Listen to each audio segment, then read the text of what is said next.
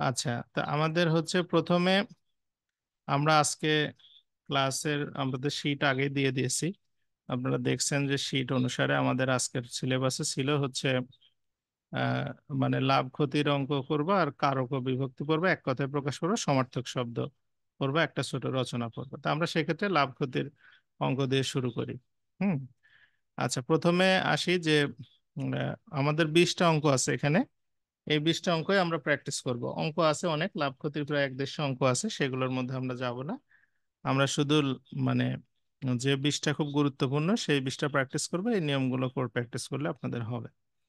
তো এখানে আমরা পড়ি এবং প্র্যাকটিস করি নিয়ম অনুসারে, আগে অত্যধিক জিনিসপত্র না জেনে।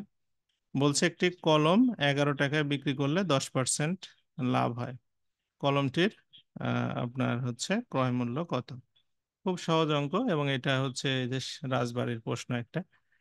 তো এইগুলো আমরা ঐকিক নিয়মে করব, হ্যাঁ, ঐকিক নিয়ম ধরে নিয়ে করব। তো বলছে একটা কলম 11 টাকায় বিক্রি করলে 10% লাভ হয়, কলমটির ক্রয় মূল্য কত? আচ্ছা, তাহলে আমরা হচ্ছে মনে করি হচ্ছে ক্রয় মূল্য 100 টাকা। ক্রয় মূল্য হচ্ছে 100 টাকা। ঠিক আছে, 100 টাকা। 100 টাকা, তাহলে আমাদের হচ্ছে এখানে 10% লাভ, তাই না? তাহলে 10% লাভে 10% লাভে বিক্রয় মূল্য কত হবে? তাহলে 10 টাকা লাভ হবে। তাহলে 110 টাকা, তাই না? 110 টাকা। এখন আমরা লিখব যে বিক্রয় মূল্য 110 টাকা হলে ক্রয় মূল্য 100 টাকা। বিক্রয় মূল্য 110 হলে ক্রয় মূল্য হচ্ছে 100। ক্রয় মূল্য 100 টাকা। তাহলে আমাদের 1 টাকা হলে কত? বিক্রয় মূল্য 1 টাকা হলে এটা হবে হচ্ছে 100/110। আর বিক্রয় মূল্য 11 টাকা হলে 100 × 11 বাই 110। এখন আমরা কি করব? এই শূন্য কেটে দেবো, 11 11 কেটে দেবো, তাহলে 10 থাকবে। অর্থাৎ হচ্ছে আমাদের পণ্যটার ক্রয় মূল্য হচ্ছে 10 টাকা। ঠিক আছে। তো এইভাবে আমরা হচ্ছে ঐকিক নিয়মেই এই মানে ক্রয় বিক্রয়ের অঙ্কগুলো, মানে লাভ ক্ষতির অঙ্কগুলো করব। হ্যাঁ, সবাই কি বুঝতে পারছেন? 1 নম্বর অঙ্ক এটা রাজবাড়ির প্রশ্নের, একটা রাজবাড়িতে আসছিল। হুম। এটা কি ক্লিয়ার সবার? কারো কনফিউশন থাকলে আপনারা হ্যান্ড রেজ করবেন, মানে হাত উঠাতে হবে, তখন আপনাদেরকে আমি বলবো, অথবা আপনারা চ্যাট বক্সে SMS করবেন যে আমি বিষয়টা বুঝতে পারিনি, তাহলে আপনাকে আমি অ্যালাউ করব। ঠিক আছে। আচ্ছা, আমার মনে হয় সবাই এটা বুঝতে পারছেন। এটা খুবই ফান্ডামেন্টাল সহজ জিনিস, এখানে কোনো জটিলতার বিষয় নাই। হুম। তবে এগুলো পরীক্ষায় আসে। আচ্ছা, আমরা দ্বিতীয়টাতে চলে যাই তাহলে। দ্বিতীয়টাতে কি বলছে? আমরা একটা একটা করে পড়বো, একটা একটা করে নিয়ম শিখবো, তারপরে আগাবো। বলছে যে 612 টাকায় একটা ব্যাগ হচ্ছে ক্রয় করায় 15% ক্ষতি হলো। তাহলে ব্যাগটি কত টাকায় বিক্রি করলে 10% লাভ হবে? হুম। অর্থাৎ হচ্ছে আপনি যে 612 টাকা দিয়ে একটা ব্যাগ, আপনি যে হচ্ছে 612 টাকা দিয়ে একটা ব্যাগ বিক্রি করেছেন, তখন 15% ক্ষতি হয়েছে। এখন আপনাকে কি করতে হবে? ব্যাগটা কত টাকায় বিক্রি করলে 10% লাভ হবে? তার মানে প্রথমে আগে আমাদের ব্যাগটার ক্রয় মূল্য বের করতে হবে। হুম। ক্রয় মূল্য বের করে তার সাথে 10% লাভ যোগ করে আমাদেরকে বিক্রয় মূল্য বের করতে হবে। ঠিক আছে। তাহলে আমরা প্রথমে হচ্ছে ক্রয় মূল্যটা বের করি। যেহেতু 15% ক্ষতি হয়েছে, তার মানে কি বিক্রয় মূল্য হচ্ছে 85 টাকা। তাহলে আমরা লিখব কি? যে বিক্রয় মূল্য হচ্ছে 85 টাকা হলে হচ্ছে ক্রয় মূল্য কত? 100 টাকা। যখন 100 টাকা ক্রয় মূল্য, তখন হচ্ছে বিক্রয় মূল্য হচ্ছে 85 টাকা। তাহলে বিক্রয় মূল্য 1 টাকা হলে ক্রয় মূল্য হবে হচ্ছে 100/85। আর বিক্রয় মূল্য আপনার এখানে কত আছে আমাদের? 612 টাকা, তাই না? 612 টাকা হলে তাহলে এটা আমাদের 100 × 612 ডিভাইডেড বাই 85। আচ্ছা, এটাকে আমরা কাটাকাটি করব। কাটাকাটি করলে এখানে দেখেন আমরা যদি 5 দিয়ে কাটি তাহলে 5 17 85, আর 5 20 হচ্ছে 100। আচ্ছা, তাহলে 17 দিয়ে হুম আমাদের এটাকে কাটতে হবে। 17 দিয়ে যদি আমি এটাকে কাটি তাহলে হচ্ছে 3 আমাদের 51, আর হচ্ছে এখান থেকে থাকে 10, 102, তাহলে হচ্ছে আমাদের 6 6 হবে এটা, 6। তার মানে হচ্ছে 36 দোকানে কত হচ্ছে আমাদের 72, অর্থাৎ 720 টাকা। মানে ক্রয় মূল্যের হচ্ছে উত্তরটা হচ্ছে আমাদের 720 টাকা। আপনারা এই পর্যন্ত কি বুঝতে পারছেন যে আমাদের ক্রয় মূল্য 720 টাকা? এটা কি সবার ক্লিয়ার?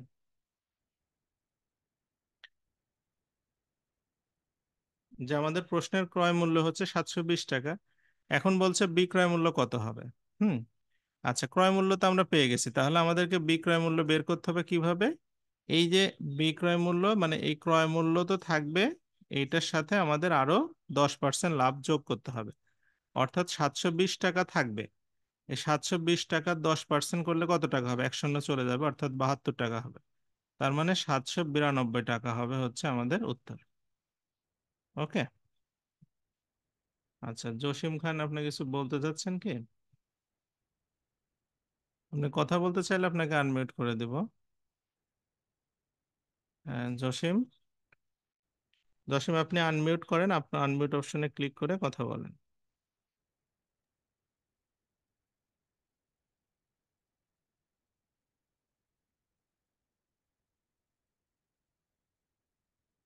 জসিম, আপনি কিছু বলতে চাচ্ছেন? হ্যাঁ, আপনার স্পিকার অন আছে, কথা বলেন।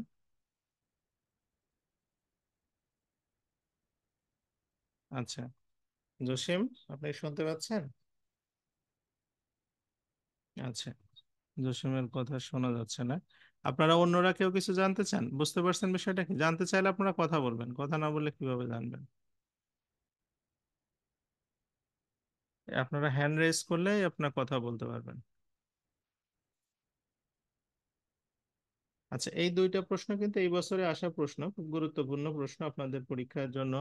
সামনে যে পরীক্ষা আছে। আচ্ছা, পপি, প্রথমে পপি। আচ্ছা পপি, আপনি আনমিউট করে কথা বলেন। হ্যাঁ পপি।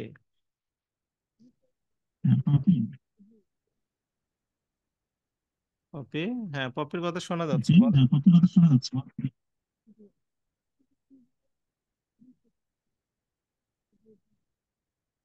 আচ্ছা, তারপরে আছে হচ্ছে আলিয়ার। আপনি আনমিউট করে কথা বলেন, হ্যাঁ বলেন, আপনি শুনুন, আপনার কথা স্যার স্পিকার অন। আসসালামু আলাইকুম। ওয়ালাইকুম সালাম, বলেন। স্যার আপনি যে নোটটা দিছেন, আমি হচ্ছে এই নোটটা একটু দেখলাম। কিছু কিছু ম্যাথ একটু শর্ট করা আছে, ওইভাবে যদি লিখিত পরীক্ষায় করা যায় তাহলে কি ফুল মার্কস আসবে স্যার, হ্যাঁ হ্যাঁ, নাকি আবার অসুবিধা সমস্যা নেই, করবে? কোনো অসুবিধা নেই। মানে সেম এইভাবে করলে সমস্যা নাই তো? না, সমস্যা নেই। আচ্ছা, তুষার বলছে 72। 72 হচ্ছে যে আমাদের 720 টাকা আছে, এই 720 টাকার আবার 10% লাভ ধরতে বলছে বিক্রয় করার জন্য, তাহলে 720 টাকার 10% লাভ ধরলে 72 টাকা হবে।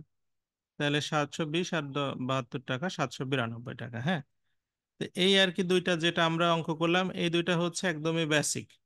আপনার বিশেষত এই 2 নম্বর অঙ্কটা অনেক পরীক্ষায় আসে, এটা খুবই ইম্পর্টেন্ট একটা প্রশ্ন, আপনারা এটা একটু খেয়াল করবেন, ঠিক আছে?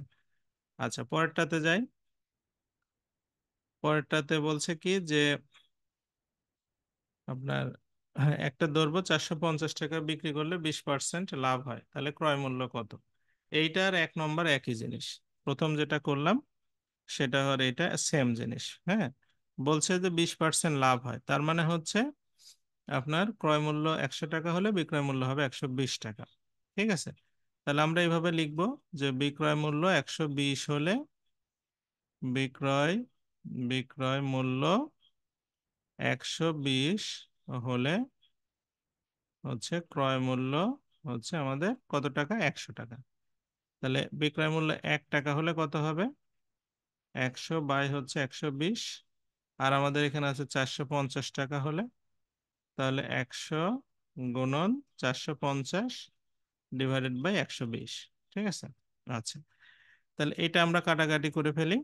কাটাকাটি করার ক্ষেত্রে এই শূন্য আমরা কাটি, তাহলে আমাদের হচ্ছে যদি আমরা 4 দিয়ে কাটি তাহলে এটা 3, 4 দিয়ে কাটলে এটা 25, আর 3 দিয়ে কাটলে এটা 15, তাই না?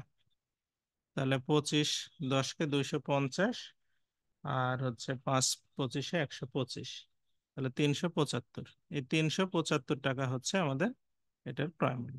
ঠিক আছে, এই বুঝতে পারছেন সবাই বিষয়টা কি? মানে এগুলোই আপনাদের খুব মহামারী, খুব জটিল কোনো প্রশ্ন আসবে না। হুম, এগুলোই ছোট ছোট প্রশ্ন আসবে যেগুলো আপনারা জাস্ট শুধু প্র্যাকটিস করলেই হবে। এমন কোনো কঠিন প্রশ্ন আসবে না যেগুলো পারার মতো না, কারণ এখানে হচ্ছে ওই লেভেলের কেউ মানে আবেদন করে না।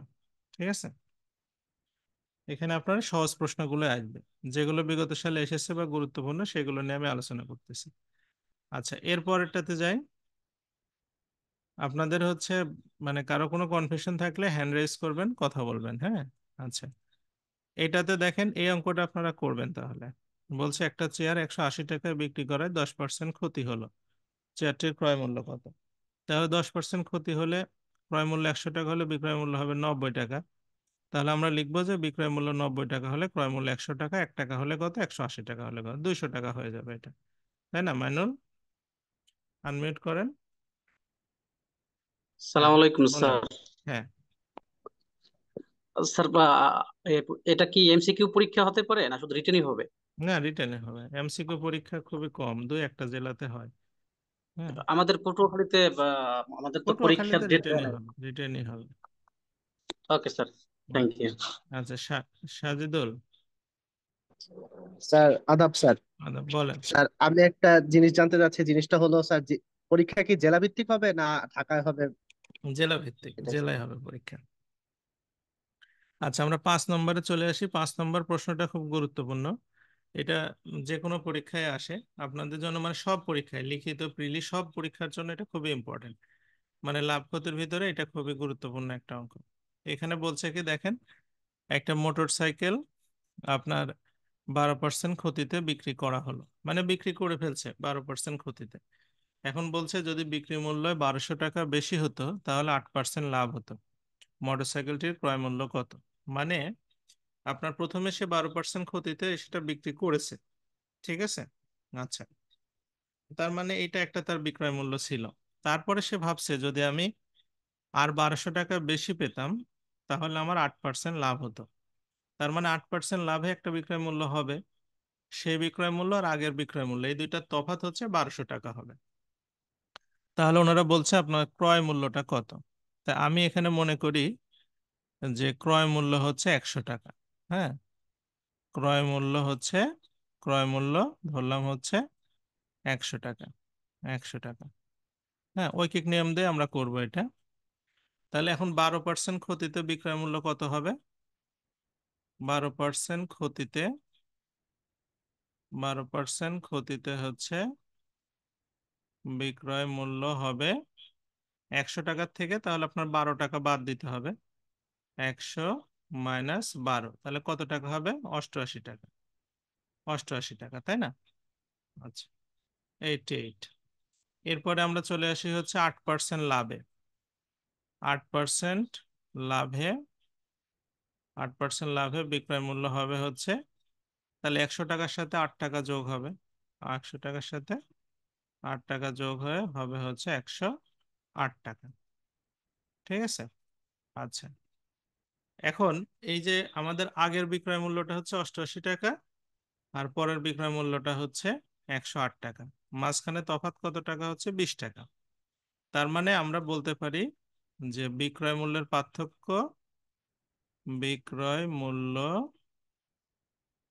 মূল্যের পার্থক্য, পার্থক্য মানে পার্থক্য কত কত, 108 থেকে 88 বাদ দিলে কত থাকে? 20 টাকা। 20 হলে আমাদের ক্রয় মূল্য হচ্ছে 100, ক্রয় মূল্য হচ্ছে 100 টাকা। ঠিক আছে, 100 টাকা। তাহলে বিক্রয় মূল্যের পার্থক্য যদি 1 টাকা হয় তাহলে ক্রয় মূল্য কত হবে? ক্রয় মূল্য হবে 100 বাই হচ্ছে 20। আর বিক্রয় মূল্যের পার্থক্য যদি আমাদের অঙ্কে দেওয়া আছে কত টাকা, 1200 টাকা যদি হয়, 1200 টাকা যদি পার্থক্য হয় তখন কত হবে? তাহলে হচ্ছে 100 × 1200 ভাগ 20। ঠিক আছে, তাহলে এই শূন্য কাটা, 2 দিয়ে কাটলে এটা 60, তার মানে টোটাল হচ্ছে 6000। তার মানে ওই পণ্যটার ক্রয় মূল্য হচ্ছে 6000 টাকা। আপনারা কি এটা বুঝতে পারছেন? এটা কিন্তু পরীক্ষায় আসবে, এটা আসার সম্ভাবনা 90%। এটা খুবই ইম্পর্টেন্ট প্রশ্ন। হ্যাঁ, কেউ বুঝতে না পারলে জিজ্ঞেস করবেন। তারা যদি কনফিউশন থাকে সে যে হাত হ্যান্ড রেজ করবেন, রিয়াকশন বাটনে গেলেই হ্যান্ড রেজ করার অপশন আছে, তাহলে আপনারা ওখান থেকে কথা বলতে পারবেন।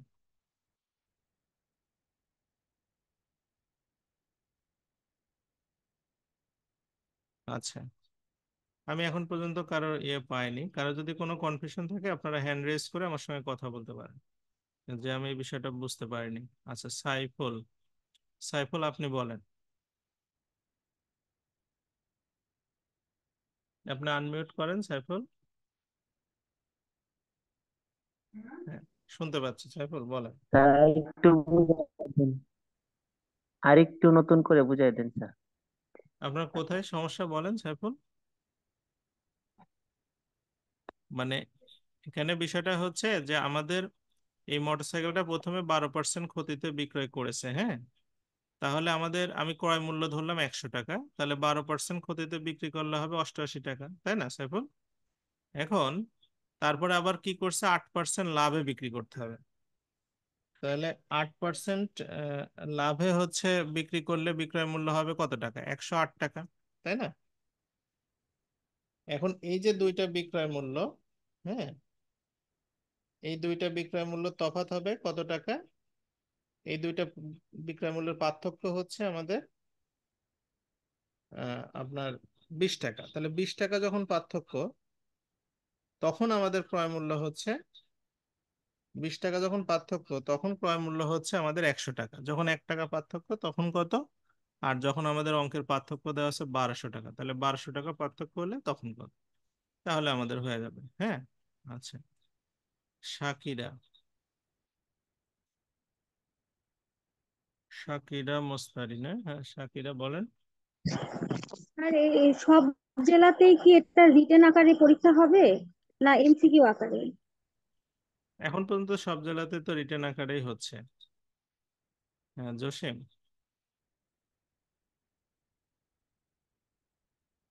জসিম আপনি আনমিউট করেন, আনমিউট করে কথা বলেন। স্যার, বলেন, শুনতে পাচ্ছি আপনি। স্যার এর আগে একটা অঙ্ক ছিল স্যার, এই যে আপনার 612 টাকায় বিক্রি করাই, যে ওই অঙ্কটা স্যার একটু আমি কথা বলতে চাইছিলাম, যে ওইখানে 72 টাকা কোথা থেকে আসছে, ওটা কি একটু রিভিউ করা যাবে স্যার? হ্যাঁ, 72 টাকা হচ্ছে 720 টাকার আবার 10% লাভ ধরতে হবে, তাহলে 72 টাকা হবে। হুম, তাহলে এই অঙ্কটা আপনারা প্রচুরবার প্র্যাকটিস করবেন, মানে এইটা হচ্ছে আপনাদের জন্য খুবই ইম্পর্টেন্ট একটা প্রশ্ন। একটা অঙ্কে আপনার 5 মার্ক থাকে, আপনি যদি একটা অঙ্ক ভুল করেন তাহলে আপনার 5 মার্ক চলে যাবে, আপনি কম্পিটিশনে আর টিকতে পারবেন না। ঠিক আছে, এই জন্য এগুলো খুব গুরুত্বপূর্ণ। এটা আসার সম্ভাবনা বেশি, অনেক পরীক্ষাতে আসে। আচ্ছা, পরেরটাতে যাই। এই অঙ্কটা আপনারা বাসায় তাহলে করে নেবেন, যে একটা দ্রব্য 10% ক্ষতিতে বিক্রি করা হলো, আর বিক্রয় মূল্য 450 টাকা বেশি হলে 5% লাভ হতো। একই কথা, তাই না? সেম অঙ্ক, আমরা একটু আগে যেটা করে আসলাম সেম অঙ্ক। এর মধ্যে শুধু ওখানে হচ্ছে একটাতে ছিল 12%, আর একটাতে ছিল 8%, আর এখানে আছে 10% আর 5%। এছাড়া আর কোনো তফাৎ নাই। এইটা একটু আপনারা প্র্যাকটিস করবেন। ঠিক আছে, আচ্ছা আমি সাথে যাই। এইটা হচ্ছে আপনার মানে কিছু কিছু পরীক্ষা আছে যখন একটু প্রশ্ন দেখা যাচ্ছে যে একটু টাফ করার চেষ্টা করে তারা, তখন এই ধরনের প্রশ্ন দিয়ে বসে।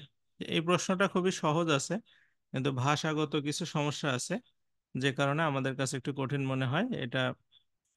তবে এটা ইম্পর্টেন্ট প্রশ্ন।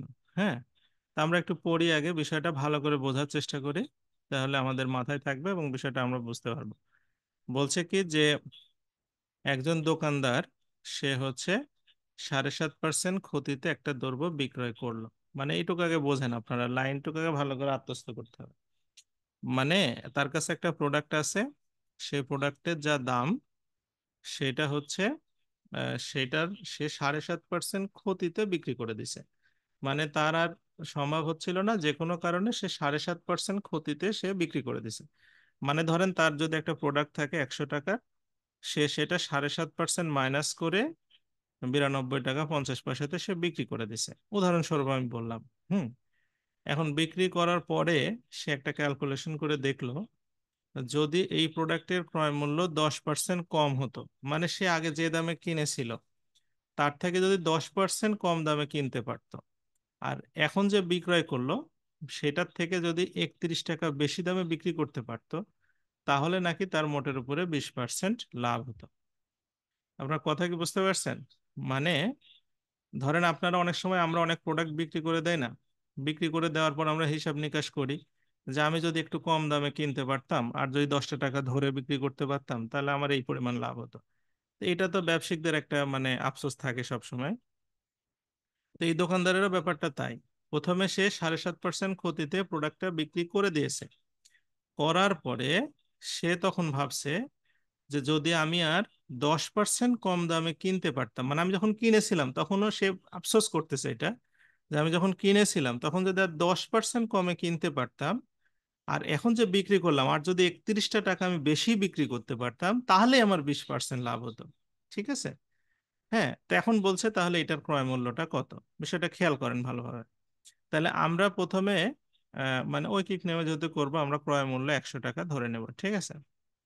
ক্রয় মূল্য 100 টাকা, 100 টাকা হলে, আচ্ছা 7.5% ক্ষতিতে বিক্রয় মূল্য কত হবে? 7.5% ক্ষতিতে, ক্ষতিতে হচ্ছে বিক্রয় মূল্য, আচ্ছা 100 টাকার থেকে তাহলে 7.5 টাকা বাদ যাবে, 100 মাইনাস 7.5, তাহলে কত হবে এটা? 7 বাদ দিলে 93 হতো, তার মানে এটা 92.5 টাকা, 92.5 টাকা। ঠিক আছে? আচ্ছা, তাহলে এখানে ক্রয় মূল্য 100 টাকা হলে 7.5% ক্ষতিতে বিক্রয় মূল্য 92 টাকা 50 পয়সা, সে 92 টাকা 50 পয়সাতে এটা বিক্রি করে ফেলছে।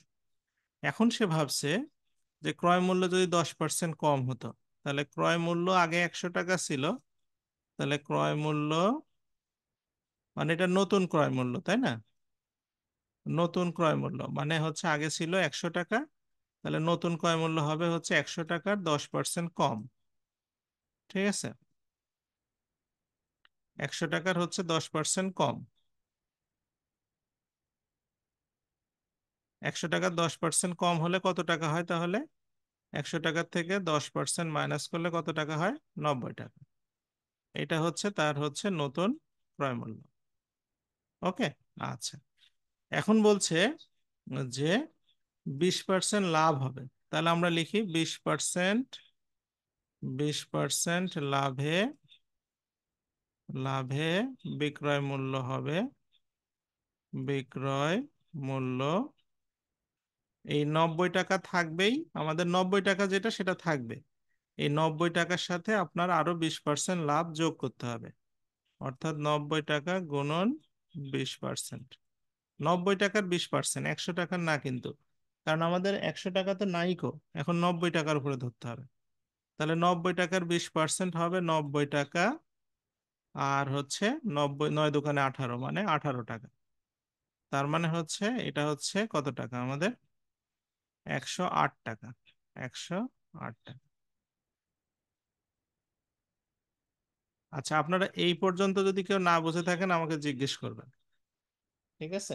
যে এই পর্যন্ত আমরা বুঝতে পারিনি, এটাতে প্রয়োজনে একটু সময় নেওয়া হবে, অসুবিধা নেই। এই যে 3টা লাইন আমি যে করলাম, এই 3টা লাইনে কারো কোনো কনফিউশন থাকলে আপনারা আমাকে জিজ্ঞেস করতে পারেন এখন।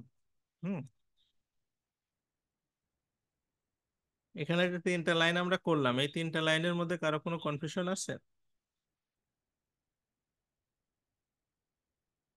আচ্ছা, হ্যাঁ জসিম আপনি বলেন।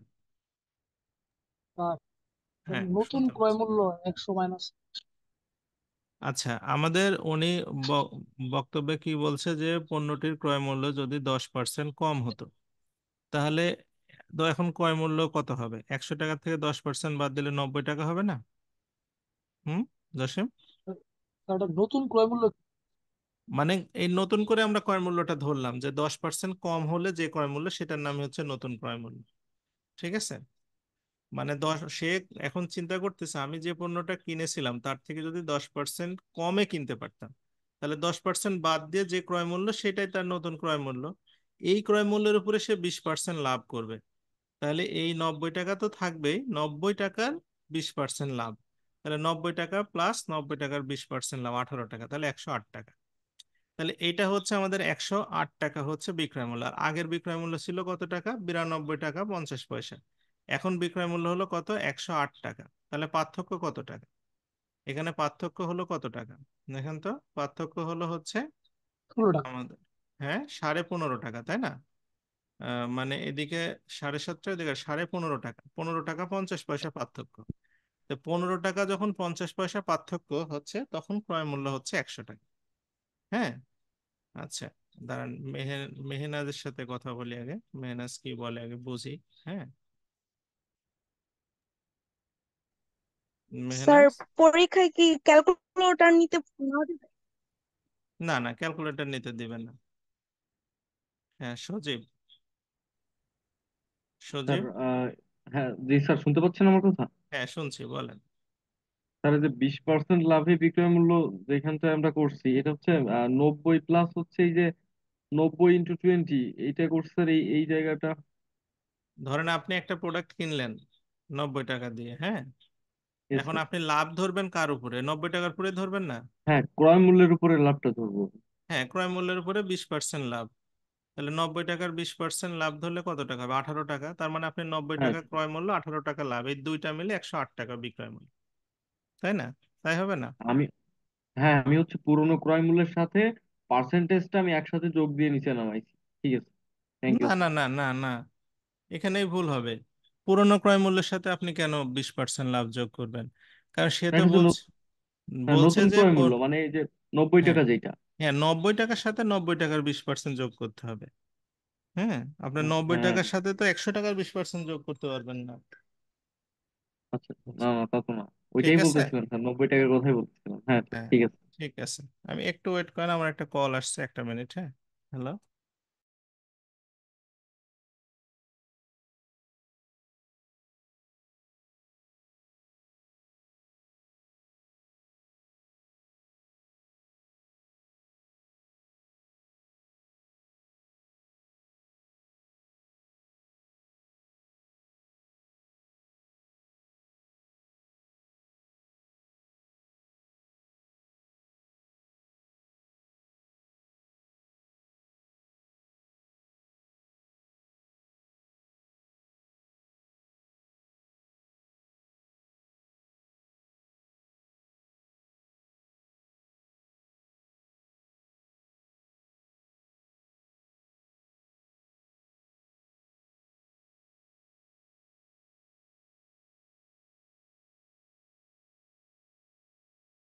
আচ্ছা, এখন দেখেন, এই যে 108 টাকা থেকে 92 টাকা 50 পয়সার পার্থক্য হচ্ছে আমাদের 15 টাকা 50 পয়সা। এই টাকাটা হচ্ছে আমাদের পার্থক্য হলে, এইটা পার্থক্য হলে হচ্ছে ক্রয় মূল্য তখন 100 টাকা। ক্রয় মূল্য, ক্রয় মূল্য কত টাকা? 100 টাকা। তাহলে 1 টাকা পার্থক্য হলে কত হবে? 100/15.5 টাকা, 15.5 টাকা। আর এই পাশে লিখি, হ্যাঁ, জায়গা নেই। আর আমাদের এখানে অঙ্কে দেওয়া আছে 31 টাকা। তাহলে 31 টাকা পার্থক্য হলে কত হবে? 100 × 31 / 15.5। তাহলে এই 15.5 দিয়ে এটা কেটে দিলে 2 হবে, তার মানে 200 টাকা। তার মানে পণ্যটার ক্রয় মূল্য হচ্ছে 200 টাকা। ঠিক আছে? বুঝতে পারছেন বিষয়টা কি? আচ্ছা, পাপন, পাপন বলেন। স্যার এই যে 15.5, এটা হ্যাঁ, পাপন। 0.5, 15.5, যে ওই 108 থেকে মাইনাস 92.5 না এটা? হ্যাঁ, মানে আমাদের আগের বিক্রয় মূল্য ছিল 92 টাকা 50 পয়সা, পরের বিক্রয় মূল্য হলো 108 টাকা। তো উনি হুম, বলছে হুম। যে বিক্রয় মূল্যের পার্থক্য যদি 31 টাকা বেশি হতো তাহলে 20% লাভ হতো। তার মানে আগের বিক্রয় মূল্য আর এই বিক্রয় মূল্যের পার্থক্য হচ্ছে যেটা 15.5 টাকা হলে তখন ক্রয় মূল্য 100 টাকা, 1 টাকা হলে কত, আর আমাদের পার্থক্য অঙ্কে দেওয়া আছে 31 টাকা, 31 টাকা হলে কত। ঠিক আচ্ছা, আছে, দেখি লাইন কেটে যায়, একটু পর পরই লাইন কেটে যায়, নেটের লাইন সমস্যা কেটে নেই? যাচ্ছে, ইন্টারনেটের সমস্যা হতে পারে। ফয়সাল, স্যার এই যে পার্থক্য 15.5 হলে ক্রয় মূল্য আমরা 100 নিলাম, এখানে 90 ক্রয় মূল্য নিলাম না না কেন? না না না না না, 90 ক্রয় মূল্য কেন নিব? কারণ হচ্ছে আমরা তো শুরুতে ক্রয় মূল্য ধরছি 100 টাকা। হুম, 100 টাকা ক্রয় মূল্য, পরে আপনার হচ্ছে 10% কম হওয়ার পরে 90 টাকা। অরিজিনাল ক্রয় মূল্য তো আমাদের 100 টাকা, আমরা তো অরিজিনাল ক্রয় মূল্য বের করবো, আমরা তো আর পরের ক্রয় মূল্য বের করতেছি না। জি ঠিক স্যার, আছে, ঠিক আছে। আমাদের অরিজিনাল ক্রয় মূল্য তো আমরা বের করব। তো এইটা হচ্ছে মোটামুটি এই প্রশ্নটা মানে একটু টাফ, তবে এই প্রশ্নটা আপনার আসাটা অসম্ভব বিষয় না, আসতে পারে। হ্যাঁ, এগুলো নিয়ে আপনারা প্র্যাকটিস করবেন, দু একবার প্র্যাকটিস করলে দেখবেন যে সহজ লাগবে, আর যখন প্র্যাকটিস না করলে এগুলো কঠিন লাগবে। হ্যাঁ, আর আরেকটা বিষয় আপনাদের মাঝখানে আমি 1 মিনিট একটু ইয়ে করি, সেটা হচ্ছে এই আমি যে বিষয়গুলো দেখাচ্ছি, হ্যাঁ, যেগুলো আপনাদের পড়াচ্ছি, এগুলো সহজ জিনিসগুলো বা কঠিন হোক যাই হোক আপনারা এটা পড়তে হবে।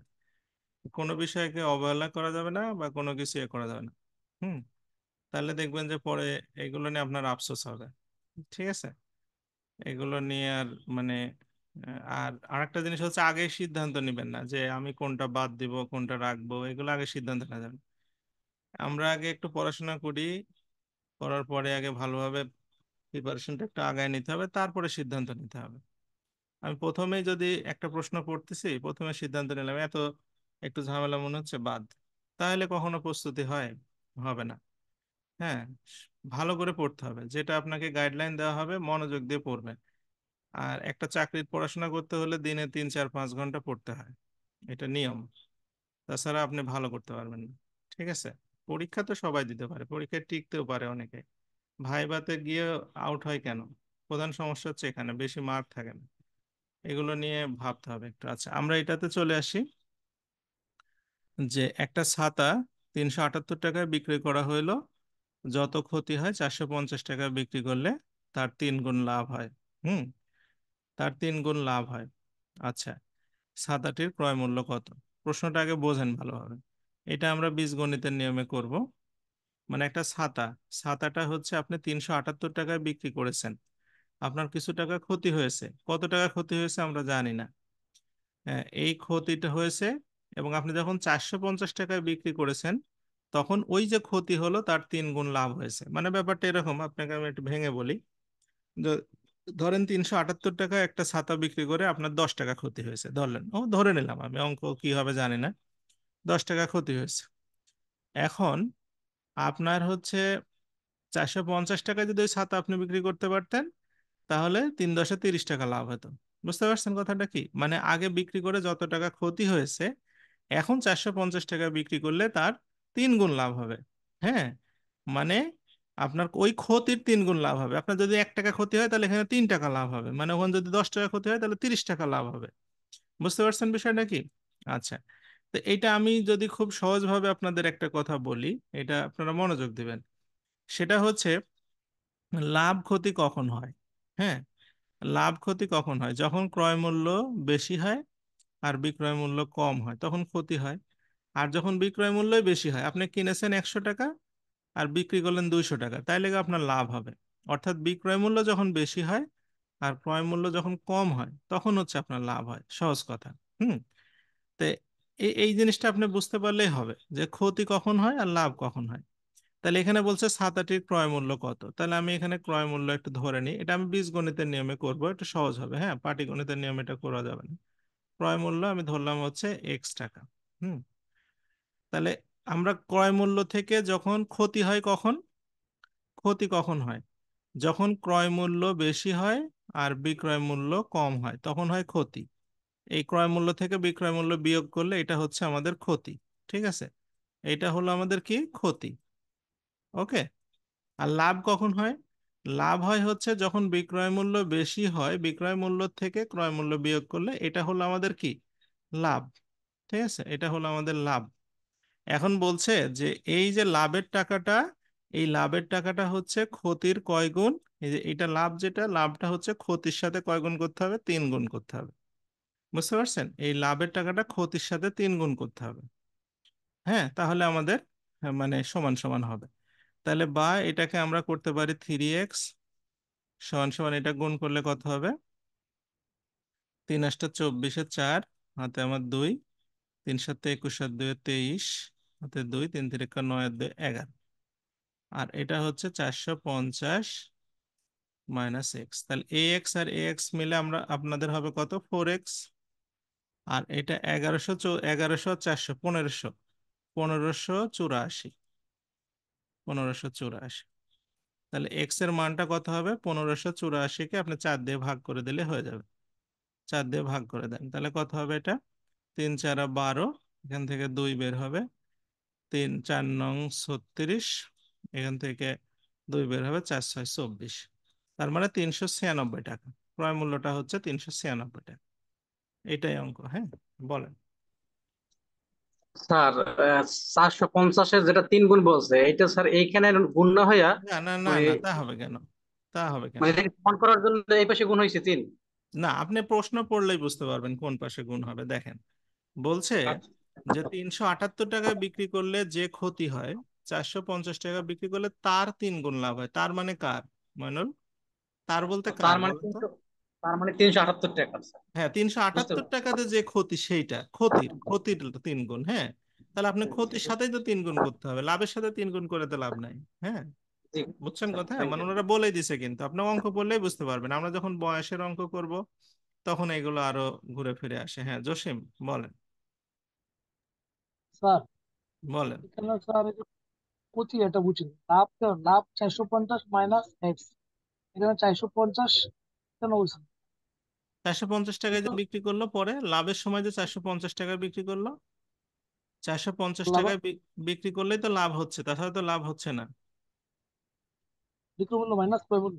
হ্যাঁ, লাভ কখন হয়, যখন বিক্রয় মূল্য থেকে ক্রয় মূল্য বিয়োগ করা হয় তখন লাভ হয়, আর যখন ক্রয় মূল্য থেকে বিক্রয় মূল্য বিয়োগ করা হয় তখন ক্ষতি হয়। তখন কত? জি স্যার। ঠিক আছে। আচ্ছা, তো এইটা এইটা খুবই ইম্পর্টেন্ট প্রশ্ন, খুবই ইম্পর্টেন্ট প্রশ্ন আপনাদের জন্য, খুবই ইম্পর্টেন্ট প্রশ্ন। মানে এটা আমাদের মানে কি বলবো, এটা সকল পরীক্ষাতে আসে। পাপন, স্যার এই যে 1584 নাকি এটা? এটা 84, কিভাবে হবে? 1584, পনেরো যে 1134 আর 450 যোগ করেন, এগুলো এক পাশে গেলে যোগ হবে, এক্স গুলো এক পাশে যাবে, এটা সমীকরণ সমাধান করলে হবে, এটা তো সহজ। হ্যাঁ, তো এই এই এই ধাঁচের 2-4টা অঙ্ক থাকতে পারে, এই দুই ধাঁচের 2-4টা অঙ্ক থাকলে সেগুলো করবেন, যদি এই টাইপের যেগুলো অঙ্ক থাকে সেগুলো। আচ্ছা, এখানে চলে আসি আমরা। বলছে প্রতি ডজন কলা 75 টাকায় কিনে প্রতি হালি কলা কত টাকায় বিক্রি করলে শতকরা 20% লাভ হবে। আচ্ছা, এখন প্রশ্ন আগে বুঝি ভালোভাবে। বলছে প্রতি ডজন কিনছে হচ্ছে 75 টাকা দিয়ে। হুম, ডজন, ডজন মানে কয়টা, 12টা, 12টা কিনছে 75 টাকা দিয়ে, কিনে প্রতি হালি মানে 4টা, 4টা বিক্রি কত টাকায় বিক্রি করলে 20% লাভ হবে। আচ্ছা, এখন হালি হোক আর ডজন হোক, আমরা আগে ক্রয় মূল্য আর বিক্রয় মূল্যটা বের করি, তারপরে দেখতেছি। প্রথমে আসেন হচ্ছে 75 টাকা তার কি কিনে, কিনে মানে কি ক্রয় মূল্য, তার মানে হচ্ছে আমাদের ক্রয় মূল্য হচ্ছে 75 টাকা, ক্রয় মূল্য হচ্ছে 75 টাকা, 75 টাকা, 75 টাকা। হুম, এখন লাভ কত টাকা হবে, ওনারা লাভ বলছে হচ্ছে 20%, মানে 75 টাকার গুণন 20%। আচ্ছা, 20%, পার্সেন্ট যদি আমরা তুলে দেই, পার্সেন্ট তুলে দিলে কি হবে, পার্সেন্ট তুলে দিলে আপনার নিচে 100 হয়ে যাবে, নিচে 100 হয়ে যাবে। তাহলে এটা দিয়ে কেটে দিলে 5, 5 দিয়ে কেটে দিলে এটা হচ্ছে কত, 15, তার মানে 15 টাকা লাভ। হ্যাঁ, আচ্ছা, 75 টাকা কেনা দাম, 15 টাকা লাভ, তাহলে বিক্রয় মূল্য কত হবে,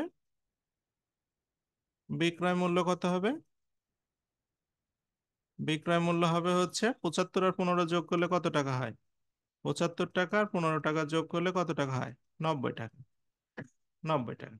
আচ্ছা, এই যে 90 টাকা আমি বিক্রয় মূল্যটা বের করলাম, এটা কয়টার বলেন তো, প্রতি ডজন, মানে 12টার। তাহলে আমরা লিখবো হচ্ছে 12টা। হ্যাঁ, 12টির ক্রয় মূল্য এত, 12টির 12টির বিক্রয় মূল্য 90 টাকা। এখন বলছে 12টার বিক্রয় মূল্য যদি 90 টাকা হয় তাহলে এক হালির দাম কত? তাহলে এক হালির দাম 30 টাকা হবে না? এক হালির দাম 30 টাকা হবে না? বুঝতে পারছেন কি? 12টা যদি বিক্রয় মূল্য 90 টাকা হয়, 12টা মানে 3 হালি।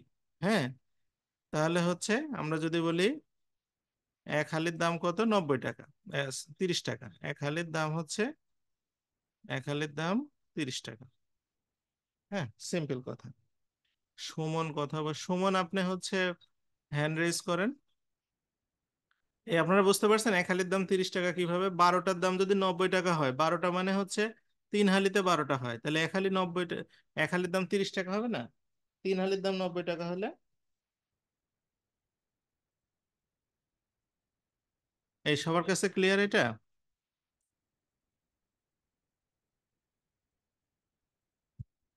হ্যাঁ, জসিম বলেন। স্যার হুম। স্যার এখানে স্যার 12টি ক্রয় মূল্য 75 টাকা।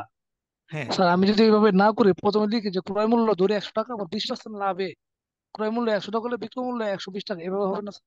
যেভাবে করি। এটা দিয়ে আপনি কি বের করতে চাচ্ছেন? মানে আপনি যেটা বলতেছেন এটা দ্বারা আপনার উদ্দেশ্য কি, মানে কি করতে চাচ্ছেন? মানে স্যার আমি ওইভাবে করে অভ্যস্ত আর কি, যে মানে না না প্রথমে না, অভ্যাস না, ধরে। না না না, জসিম আগে কথা বুঝেন।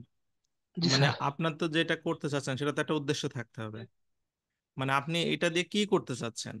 মানে ধরেন আপনি ধরলেন যে ক্রয় মূল্য 100 টাকা, যেহেতু ক্রয় মূল্য জি দেওয়াই আছে 75 টাকা, আবার 100 টাকা আমি কেন ধরবো? আমার তো ক্রয় মূল্য এখানে বের করাই আছে 75 টাকা। তার ওনার বলছে 20% লাভ ধরতে হবে, তাহলে 20% লাভ ধরলাম 15 টাকা। বিক্রয় মূল্য হলো 90 টাকা। তাহলে 12টার বিক্রয় মূল্য 90 টাকা। বলছে যে 12টা মানে কি 3 হালি, তাহলে 3 হালির বিক্রয় মূল্য 90 টাকা। ওনারা বলছে এক হালির দাম কত? তাহলে 30 টাকা। সহজ কথা না? হুম। স্যার, জসিম, উত্তর কি 30 টাকা স্যার? 30 টাকায় তো হবে, এক হালির দাম বলছে যে 30 টাকা। হ্যাঁ, এখন আমি তো ওইভাবে ধরে আমার আমার প্রথমে আগে ভাবতে হবে যে আমি আসলে কি চাচ্ছি, আমার আউটপুটটা কি। হ্যাঁ, আমার প্রয়োজনটা কি, সেটা ধরে তো আমাকে চিন্তা করতে হবে। মনে করেন ট্রেডিশনাল নিয়ম অনুসারে আমি শুরু করে দিলাম, কিন্তু শুরু করে দিলাম আমার লাভটা কোথায়, এটা আগে ধরতে হবে তো। আচ্ছা, আমরা পরেরটাতে চলে যাই। হ্যাঁ, বলছে যে 4 টাকায় 5টা কিনবে আর 5 টাকায় 4টা বিক্রি করবে, তাহলে শতকরা কত লাভ হবে না ক্ষতি হবে? হ্যাঁ, সুমন আনমিউট করেন। সুমন আনমিউটে ক্লিক করেন।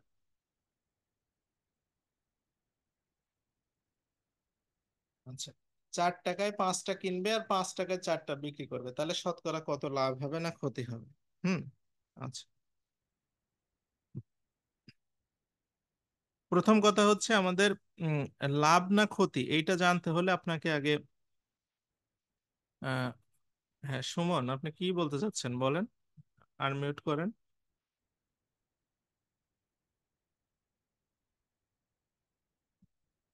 সুমন আনমিউট করেন, আনমিউটে ক্লিক করেন। আচ্ছা, হোক। হ্যাঁ, সুমনের সাথে পরে কথা বলা যাবে। এখানে দেখেন বলছে 4 টাকায় 5টা কিনেছে। হুম।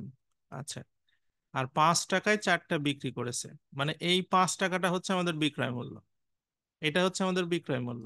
ঠিক আছে, বিক্রয় মূল্য। তাহলে আমরা এখানে লিখি হচ্ছে আমাদের বিক্রয় মূল্য। বিক্রয় মূল্য হচ্ছে কয় টাকা? 5 টাকা। 5 টাকা।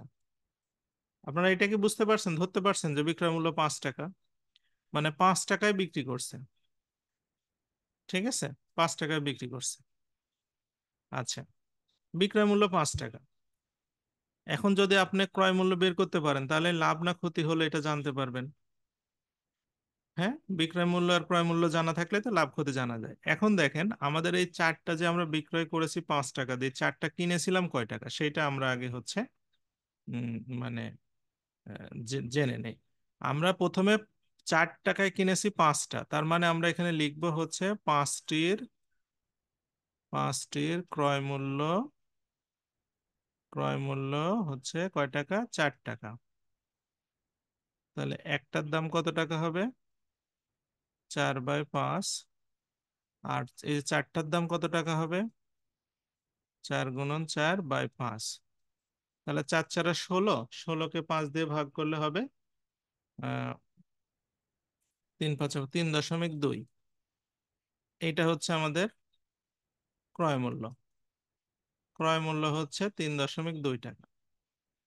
3.2 টাকা। তাহলে লাভ হলো না লস হলো দেখেন তো? অবশ্যই লাভ হলো। তাহলে লাভ হলো কত টাকা? 5 টাকা দিয়ে কিনে বিক্রি করেছি, 3 টাকা 20 পয়সা দিয়ে হচ্ছে আমি কিনেছি, তাহলে লাভ হবে 1 টাকা 80 পয়সা। আচ্ছা, এখন বলছে শতকরা লাভ হলো না ক্ষতি হলো? লাভ তো হয়েছেই, তাহলে শতকরাটা বের করতে হবে। শতকরা লাভ ক্ষতি বের করার সহজ নিয়ম হচ্ছে আপনার লাভের টাকাটা থাকবে উপরে আর কেনা দামটা থাকবে নিচে, ক্রয় মূল্যটা থাকবে নিচে, গুণন 100। ঠিক আছে?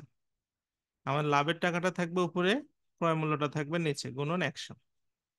আচ্ছা, তাহলে এখানে আপনি প্রথম যে কাজটা করবেন এই পয়েন্ট দুইটা তুলে দিবেন। হ্যাঁ, দুইটা পয়েন্ট তুলে দিবেন, তারপরে হচ্ছে কাটাকাটি করবেন। আমরা যদি ধরেন এটা হচ্ছে 2 দিয়ে কাটি, তাহলে হচ্ছে এটা হবে হচ্ছে আপনার 9, আর 2 দিয়ে কাটলে এটা হবে হচ্ছে 16। আবার যদি 2 দিয়ে কাটি, 4 দিয়ে কাটি, তাহলে এটা হবে 25, আর এটা হবে হচ্ছে 4।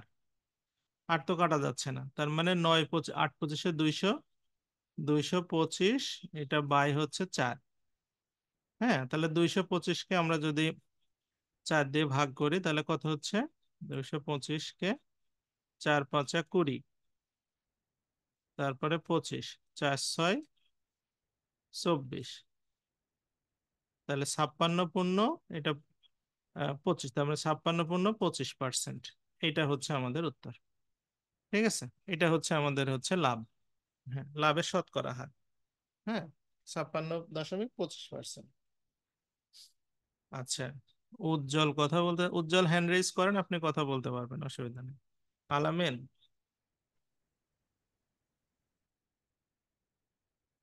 আলামিন আনমিউট করেন।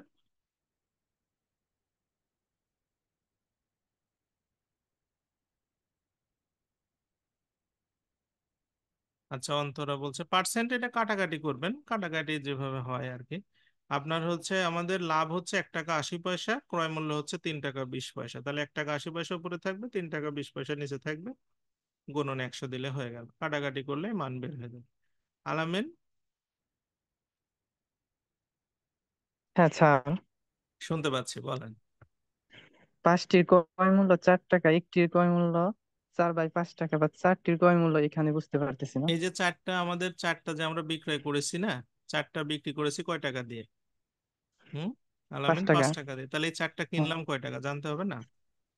হ্যাঁ হ্যাঁ, তাহলে 4টার হ্যাঁ ক্রয় হ্যাঁ। মূল্য আমরা বের করেছি 3 টাকা 20 পয়সা, বিক্রি করলাম 5 টাকা, কিনলাম 3 টাকা 20 পয়সা, তাহলে লাভ হলো 1 টাকা 80 পয়সা, তাই না?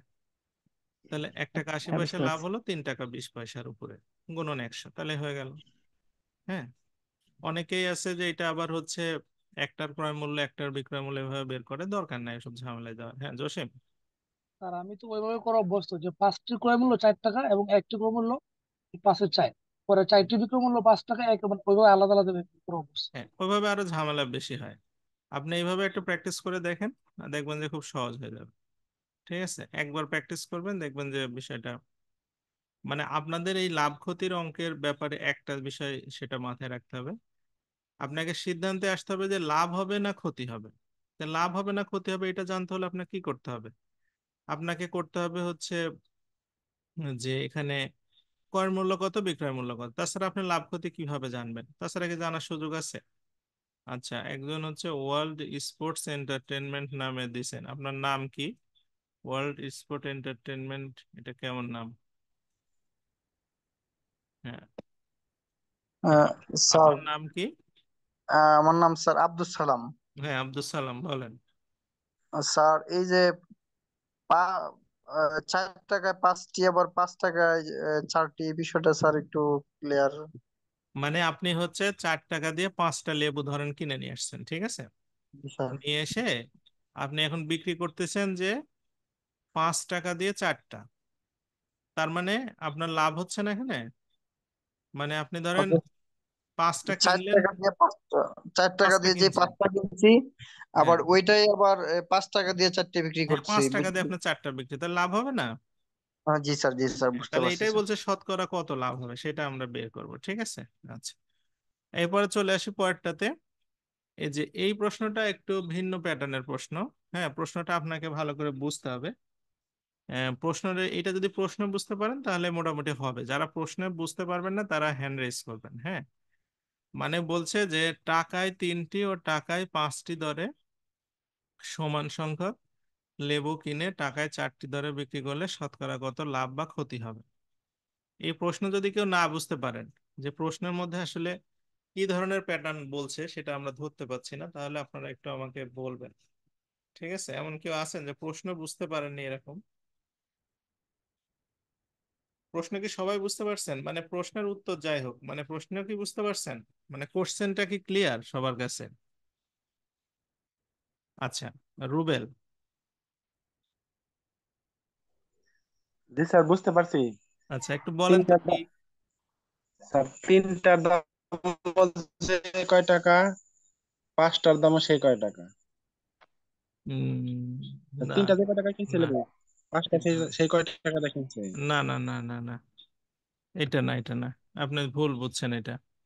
আপনি আরেকবার ভালো আচ্ছা করে চিন্তা করেন তো একটু। মানে আপনি যেটা বলতে যাচ্ছেন সেটা কি এটার সাথে যায়? মানে আমি আর একটু ক্লিয়ার করি। যেমন বলছে যে টাকায় 3টা ও টাকায় 5টা দরে সমান সংখ্যক লেবু কিনে, হ্যাঁ, টাকায় জি স্যার। 4টা দরে বিক্রি করছেন। আপনি যেটা বলছেন যে 3টা লেবুর দাম যা, 5টা লেবুর দাম তাই, ঘটনা সেটা না। আমি একটু বলি। মানে অনেক সময় দেখবেন যে দোকানে আপনার রেট দেওয়া থাকে। হ্যাঁ, এটা আচ্ছা মূলত স্যার। গুলিস্তান টুলিস্তানে যদি জিনিস কিনতে যান দেখবেন ওখানে দেওয়া থাকে যে টাকায় জি স্যার। 3টা, টাকায় 3টা, দেখবেন চিল্লায় চিল্লায় বিক্রি করতেছে, করে না? হ্যাঁ। জি এইটা স্যার। হচ্ছে কি, এটা হচ্ছে রেট। আচ্ছা, আবার একটা দোকানে যাবেন, দেখেন বলবে যে টাকায় 5টা, টাকায় 5টা, লেবু হোক আর মনে করেন যে কলম হোক আর যা হয় হোক, তো এটা হচ্ছে রেট। এর মানে ও যে 5 টাকা দিয়ে কিনেছে বা 5টা কিনেছে সেইটা কিন্তু এই অঙ্কে বলেনি। আপনি বুঝতে পারছেন? এটা হচ্ছে দোকানের রেট। আচ্ছা মানে স্যার, বুঝতে দোকানে সাইনবোর্ড টাঙানো আছে যে ভাই টাকায় 3টা, টাকায় 3টা। এখন আমি যদি ধরেন 3টা কিনি তাহলে 1 টাকা ব্যয় করব, যদি 6টা কিনি তাহলে 2 টাকা ব্যয় করব, যদি 7টা মানে ধরেন 9টা কিনি তাহলে 3 টাকা ব্যয় করব, যদি 12টা কিনি তাহলে 4 টাকা ব্যয় হবে। বুঝছেন আমার কথা? হুম। জি স্যার, বুঝতে এখন ব্যাপারটা এরকম না যে আমি 3টা কিনেছি, ঘটনা সেটা না। মানে হচ্ছে এটা হচ্ছে ওই রেট। দোকানের রেট। আচ্ছা, আবার পরেরটাতে বলছে যে টাকায় 5টা, মানে এই দোকানের রেট হচ্ছে 5টা। হুম। এখন আপনি যদি এই দোকান থেকে 5টা কিনেন তাহলে 1 টাকা দিবেন, যদি 10টা কিনেন তাহলে 2 টাকা দিবেন, নাকি? ব্যাপারটা এরকম না? হ্যাঁ। জি স্যার। আচ্ছা, জি। এখন কথা হচ্ছে সে কিনলো কয়টা এইটা আমরা জানি না। এখানে দেখেন বলছে যে সমান সংখ্যক কিনছে, মানে হচ্ছে প্রথম দোকান থেকে যদি সে 3টা কিনে পরের দোকান থেকেও সে 3টাই কিনছে, প্রথম দোকান থেকে যদি 10টা কিনে পরের দোকান থেকে 10টাই কিনছে। কথা বুঝতে পারছেন? মানে সমান সংখ্যা কিনছে, মানে দুই দোকান থেকেই সমান সমান কিনছে। কথা কি বুঝছেন? জি স্যার। মানে ধরেন প্রথম দোকানে যদি 50টা কিনে পরের দোকানেও 50টাই কিনছে। হ্যাঁ, মানে জি এরকম স্যার। না যে প্রথম দোকানে 3টা কিনছে পরের দোকানে 5টা কিনছে। বেশিরভাগ স্টুডেন্টই আমাকে এটা বলে যে স্যার প্রথম দোকানে 3টা কিনছে পরের দোকানে 5টা কিনছে। না না না, দুই দোকানে একই সমান কিনবে, একই সমান। বুঝতে পারছেন? হুম। জি স্যার, সংখ্যাটা স্যার সমান। সংখ্যাটা সমান।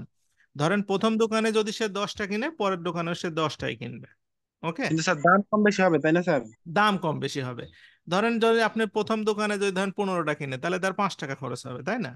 আর জি যদি স্যার। পরের দোকানে 15টা কিনে তাহলে খরচ হবে কয়টা? 3 টাকা। 3 টাকা খরচ হবে না? হুম। জি স্যার। বুঝতে জি। পারছেন কথা? আসলে এইটা জি হচ্ছে স্যার। মূল ব্যাপার। আচ্ছা, কিনলো, কয়টা কিনলো আমি জানি না, কয়টা কিনে নিয়ে আসলো, নিয়ে এসে সে নিজের দোকানে লেবুটা বিক্রি করতেছে। এখন বলছে আমি কয় টাকা দিয়ে যা কিনছি কিনছি, আপনার টাকায় 4টা, মানে টাকায় 4টা, 1 টাকা দিবেন, 1 টাকা দিবেন, 4টা করে লেবু নিয়ে যাবেন। তার মানে আপনি যদি 2 টাকা দেন তাহলে 8টা নিয়ে যাবেন। ঠিক আছে? বুঝতে পারছেন? জি মানে স্যার। হালি, 1 টাকা হালি, সোজা কথা, বিক্রি করতেছে। এখন এইভাবে বিক্রি করলে তার লাভ হবে না লস হবে, মানে সেটা আমাদের বের করতে হবে, এবং কত পার্সেন্ট লাভ হবে না লস হবে সেটাও বের করতে হবে। মানে ক্লিয়ার? বোঝাতে পার? প্রশ্ন কি বুঝছেন? জি স্যার, এখন বুঝছি স্যার। আচ্ছা, ময়নুল। জি স্যার, বুঝতে পারছি, আমার যে কোশ্চেন ছিল আমি বুঝতে পারছি তার মধ্যে। হ্যাঁ, প্রশ্ন বুঝতে হবে আগে। মানে এটা কিন্তু ধরেন ওই বিভিন্ন অ্যাঙ্গেল থেকে করা যায়, কিন্তু প্রশ্ন আগে ক্লিয়ার হতে হবে। সুমন, আমার যে প্রশ্নটা, আমি এক জায়গায় 1 টাকা দিয়ে 3টে কিনলাম, হ্যাঁ আরেক কিনলে, জায়গায় 1 টাকা দিয়ে 4টে কিনলাম। না না চারটা না, চারটা না। 5টি হ্যাঁ, পাঁচটি পাঁচটি না না পাঁচটি না কিনলাম। না না না, আবার তা না সুমন, আপনি ভুল বুঝতেছেন।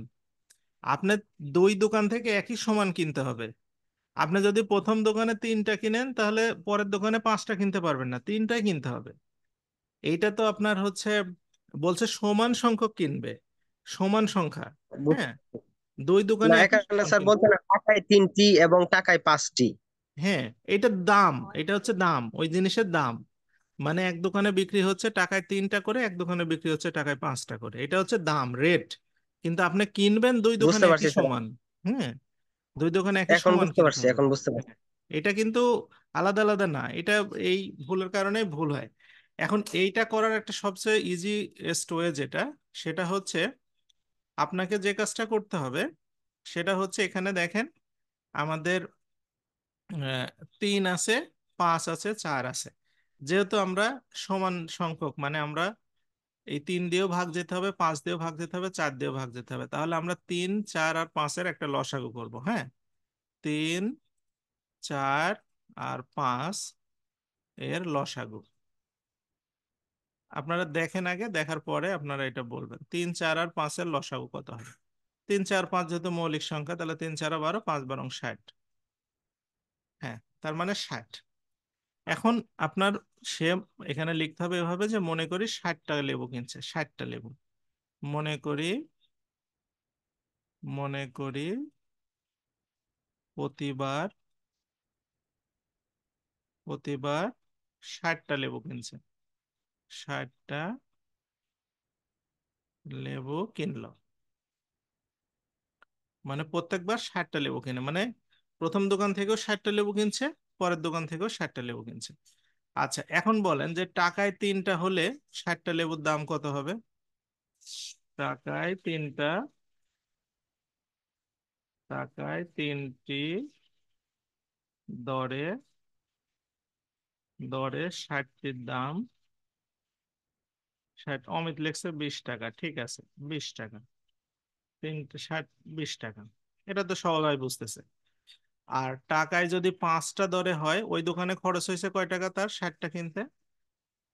টাকায় 5টা করে ওই দোকানে তার খরচ হয়েছে কত টাকা তাহলে? 12 টাকা। আচ্ছা, তাহলে তার মোট খরচ কত? মোট খরচ কত? মোট খরচ হচ্ছে 32 টাকা। মোট খরচ হচ্ছে 32 টাকা। এই 32 টাকা হচ্ছে তার খরচ। লেবু কিনলো কয়টা? দুই দোকান মিলে 120টা, মানে 120টির দাম হচ্ছে কত টাকা? 32 টাকা।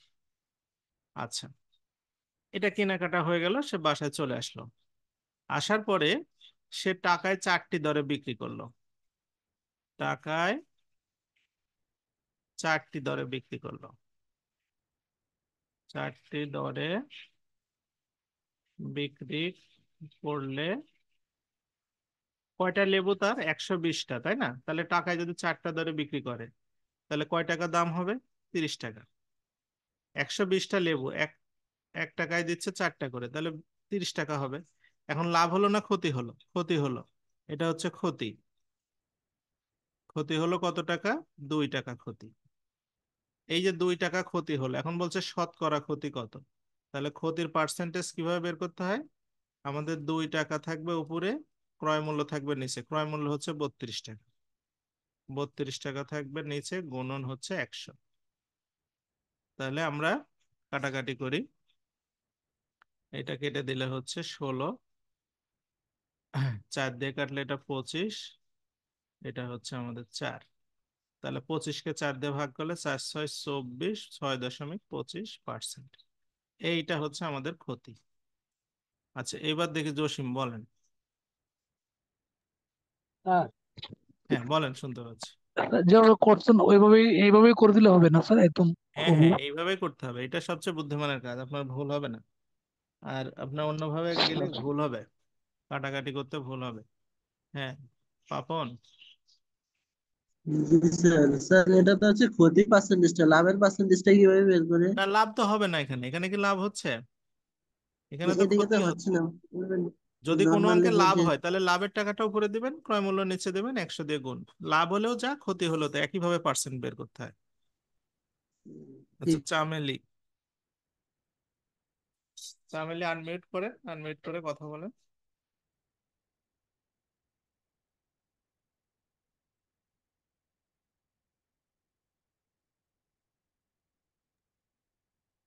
জি স্যার। হ্যাঁ, আপনি শুনতে পাচ্ছি, বলেন। টাকায় চারটি করে যে এই লাইনটা বুঝি নাই, আবার বুঝিয়ে দিলে ভালো হতো। টাকায় 4টি করে বিক্রি করছে না, সে 120টা লেবু কিনে নিয়ে আসলো, তাহলে টাকায় 4টা করে হ্যাঁ, হচ্ছে তিরিশ বিক্রি করলে টাকা 30 কিভাবে টাকা হয়? দাম হবে। মানে 1 হুম। টাকায় 4টা, তাহলে 120টার দাম কয় টাকা হবে? 4 দিয়ে ভাগ করলে 30 টাকা।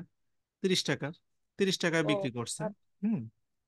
আচ্ছা, নাজিফা, আপনার নাম কি? নাজিফা না? হ্যাঁ, নাজিফা বলেন।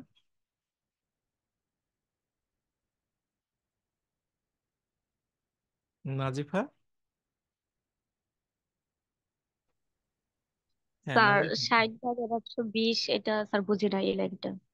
এই যে দুই দোকান থেকে 60টা 120টা লেবু কিনলো, মানে প্রথম দোকান থেকে 60টা লেবু কিনছে, তাহলে 3 টাকা করে 20 টাকা দাম হবে, টাকায় 3টা করে। আর পরের দোকান থেকে 60টা লেবু, তাহলে টাকায় 5 টাকা, 5টি দরে তাহলে 12 টাকা দাম হবে। তাহলে এই 60টার সাথে 120টা লেবুর দাম হচ্ছে 32 টাকা। ঠিক আছে? আর 120টা লেবু বিক্রি করছে 30 টাকা। আচ্ছা, ফয়সাল। স্যার ফয়সাল। উম, আপনি যে নোটটা প্রোভাইড করছেন সেখানে মনে হচ্ছে অঙ্কটা অন্যভাবে করে দিয়েছেন। একটা একটা করে। জি, এখানে আছে যে সে প্রতিবারে 15টি করে লেবু কিনেছে এবং হ্যাঁ, 15টা ধরে করেন তাও হবে, মানে 3 আর 5 লসাগু ধরে করলেও হবে। হ্যাঁ, একই উত্তর আহ, আসবে। জি। ঠিক আছে। আচ্ছা, তারপরে শুভ। স্যার, আমার প্রশ্নটা হচ্ছে এখানে তো সে টাকায় 3টা আর টাকায় 5টা কিনছে, তাহলে তো আমরা লসাগু করলাম টাকায় 3 আর 5-এর। স্যার, 3, 4, 5-এর লসাগু করছি কেন? 3, 4, 5-এর কারণ টাকায় 4টা করে বিক্রি করবে যে, মানে ওইগুলোই তো বিক্রি করবে, তাহলে আপনার ওইটাকে তো ভাগ করতে হবে না আমাদের। যে তো তাহলে লসাগু করার উদ্দেশ্য হচ্ছে, যেহেতু মানে আপনার যে লেবুটা কিনে আনছে সেইটাকে তো আপনার 4টা করে বিক্রি করতে, 4 দিয়েও ভাগ করতে হবে। লসাগু কখন করতে হয়? যখন আপনার হচ্ছে ভাগ করতে হয়। ঠিক আছে? হ্যাঁ, 3টা দিয়েই ভাগ যাবে, 3 দিয়েও ভাগ যাবে, 4 দিয়েও ভাগ যাবে, 5 দিয়েও ভাগ যাবে, সুতরাং সেটা লসাগু করতে হয়। আচ্ছা, আবার 3 আর 5-এর যদি আপনি ধরে করেন তাও হবে, কারণ তখন 30 হবে, 30কে 4 দিয়ে ভাগ করলেই হবে, একই উত্তর আসবে। ঠিক আছে? এইটা আপনার আবার অনেক সময় করে কি, যে টাকায় 3টা, তার মানে একটার দাম কত, এইভাবে করে। এইটা আপনি করতে পারেন। হ্যাঁ, যে টাকা একটা, তাহলে 2টার দাম এত হচ্ছে, তাহলে 2টার বিক্রয় মূল্য 2টাতে যেতে হবে তখন। ওইটা আরো ঝামেলা হবে। এইটা যদি আপনি কনসেপ্ট বুঝে থাকেন আপনার জন্য এটা খুব ইজি হবে, আর যদি কনসেপ্টে গোলমাল থাকে তাহলে এটা সম্ভব না। আচ্ছা, সালাম। সালাম বলেন। স্যার, আসলে স্যার আমি উপরে যে লাইনটা এটা স্যার অনেকক্ষণ ধরে খেয়াল করতেছি স্যার, বুঝতেছি না স্যার এখন কি একদম। বুঝছেন? এই যে টাকায় 3টি আহ এবং টাকায় 5টি স্যার, এইখানে সমান সংখ্যক, এই যে স্যার এই এটা জায়গাটা হচ্ছে, আমি তো বুঝতেছি। বললাম, তারপরে আপনার জন্য একবার বলি। মানে একটা দোকানে দোকানদার, লেবুর দোকানদার থাকে না, ওরা তো হচ্ছে বিভিন্ন সময় ডিসকাউন্ট দেয়।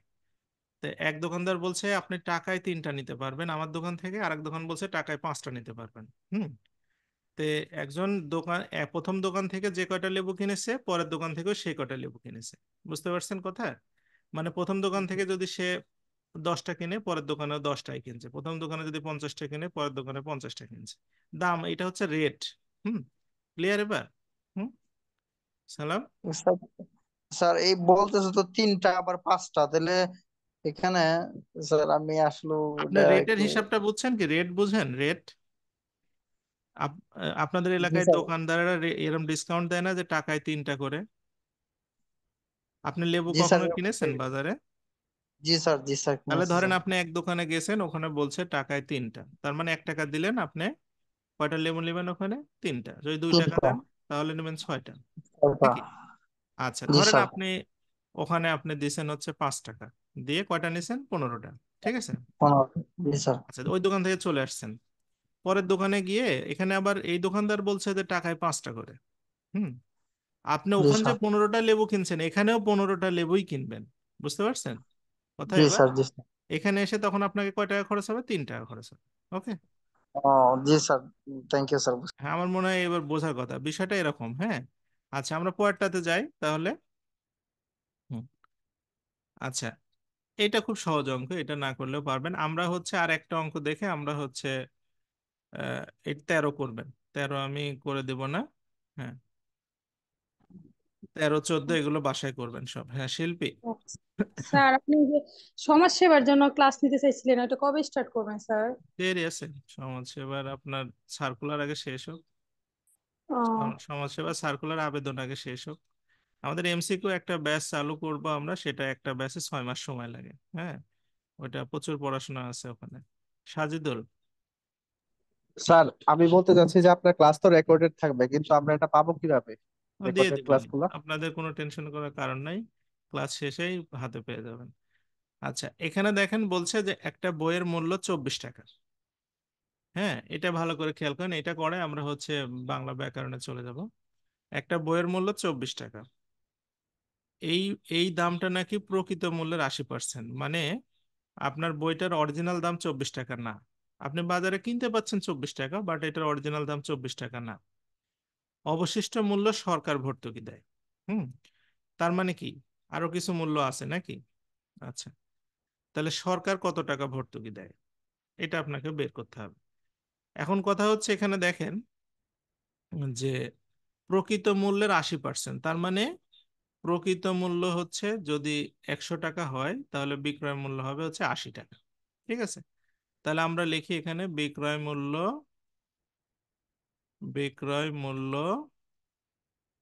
80 টাকা হলে 80 টাকা হলে প্রকৃত মূল্য কত হবে?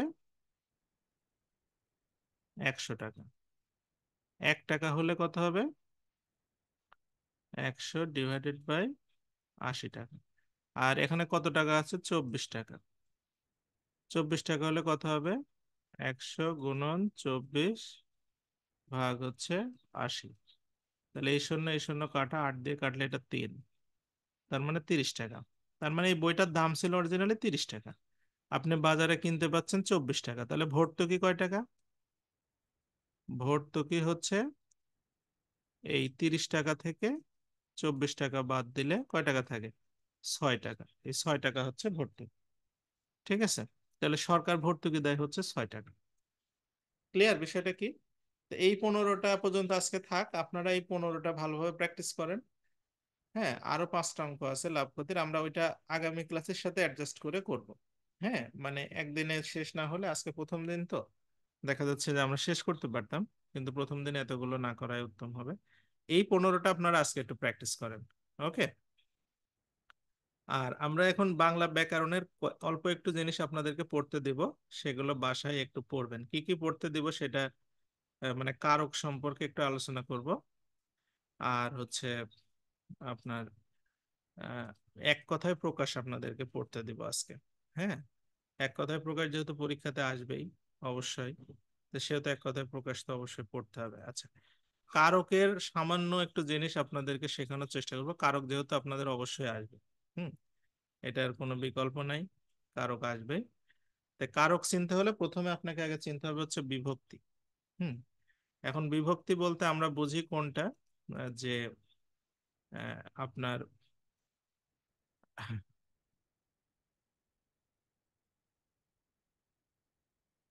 একটু ওয়েট করেন। হ্যাঁ, আমি একটু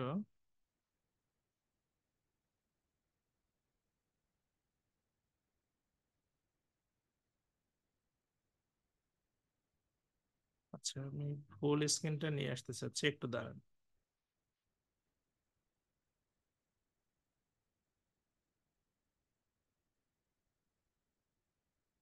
একজন লাগছে ইংলিশ, হ্যাঁ ইংলিশ ক্লাস তো অবশ্যই করাবো, করাবো না কেন?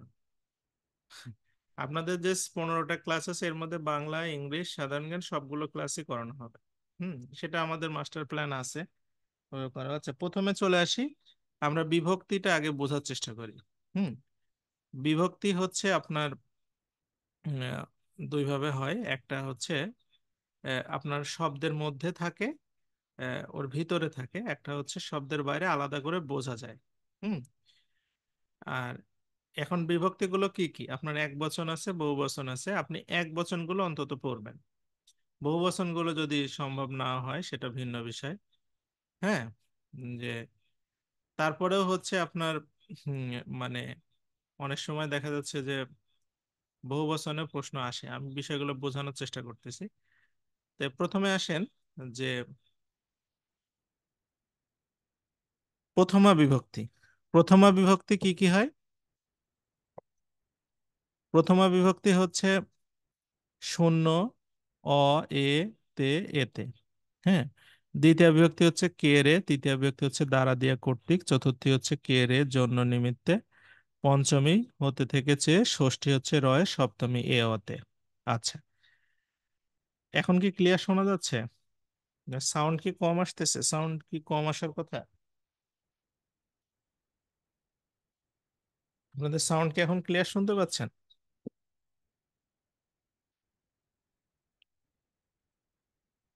আচ্ছা, এরপরে প্রথমে কথা হচ্ছে কিছু কিছু বিভক্তি দেখবেন যে কমন আছে। হ্যাঁ, কমন আছে। কমন কিরকম? যে এই যে এ তে প্রথমাতেও আছে, সপ্তমীতেও আছে। তা আমরা এটা প্রথমাতে ব্যবহার করব না, আমরা সপ্তমীতে ব্যবহার করব। তারপরে কে রে দ্বিতীয়তে আছে, চতুর্থীতে আছে। আমরা কে রে হচ্ছে দ্বিতীয়তে ব্যবহার করব। ঠিক আছে? চতুর্থীতে না। চতুর্থীতে শুধু হচ্ছে সম্পাদন কারকে ব্যবহার করব, অন্য কোথাও না। আচ্ছা। আর হতে থেকেছে পঞ্চমী, রয়ের হচ্ছে ষষ্ঠী, এ হতে হচ্ছে সপ্তমী। আর একটা বিষয় এখানে খুবই গুরুত্বপূর্ণ, সেটা হচ্ছে আপনার এই যে খেয়াল করবেন যে রা, এরা, আর গুলি, আর গণ বিন্দ, এটা কিন্তু প্রথমা বিভক্তি। হুম।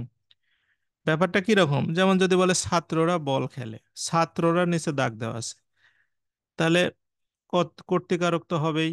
সাথে হচ্ছে কোন বিভক্তি? এটা প্রথমা বিভক্তি, রা আছে, রা। হুম। ঠিক আছে, ছাত্ররা। ওকে, এটা একটু খেয়াল করবেন। আর নিচের গুলো এগুলো খুব একটা প্রয়োজন হয় না। এখন বিভক্তি তো মোটামুটি আপনাদের মুখস্থ থাকার কথা এই বিষয়গুলো। এখন বিভক্তি আপনারা আলাদা করতে শিখতে হবে। কারকের সাথে বিভক্তি আলাদা করতে শিখতে হবে, তাছাড়া কঠিন হবে।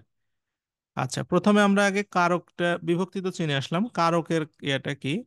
কারকটা হচ্ছে ক্রিয়ার সঙ্গে বাক্যের বিশেষ্য আর সর্বনাম পদের যে সম্পর্ক, সেটাকে আমরা বলবো হচ্ছে কারক। তার মানেটা কি? বাক্যে একটা ক্রিয়াপদ থাকবে। হ্যাঁ। ক্রিয়াপদের সাথে আমাদের পদ কয়টা? মোট 5টা। একটা হচ্ছে বিশেষ্য, বিশেষণ, সর্বনাম, অব্যয় আর ক্রিয়া। তাহলে আমরা প্রথমে ধরেন বিশেষ্য আর সর্বনাম, এই দুইটা পদের ক্রিয়ার সাথে যে সম্পর্ক হবে, হ্যাঁ, আর সেইটাকে আমরা বলবো হচ্ছে কি? কারক। হ্যাঁ, ক্রিয়া, তার মানে ক্রিয়াকে নিয়ে আমাদের মাথা ব্যথা করার খুব একটা দরকার নাই।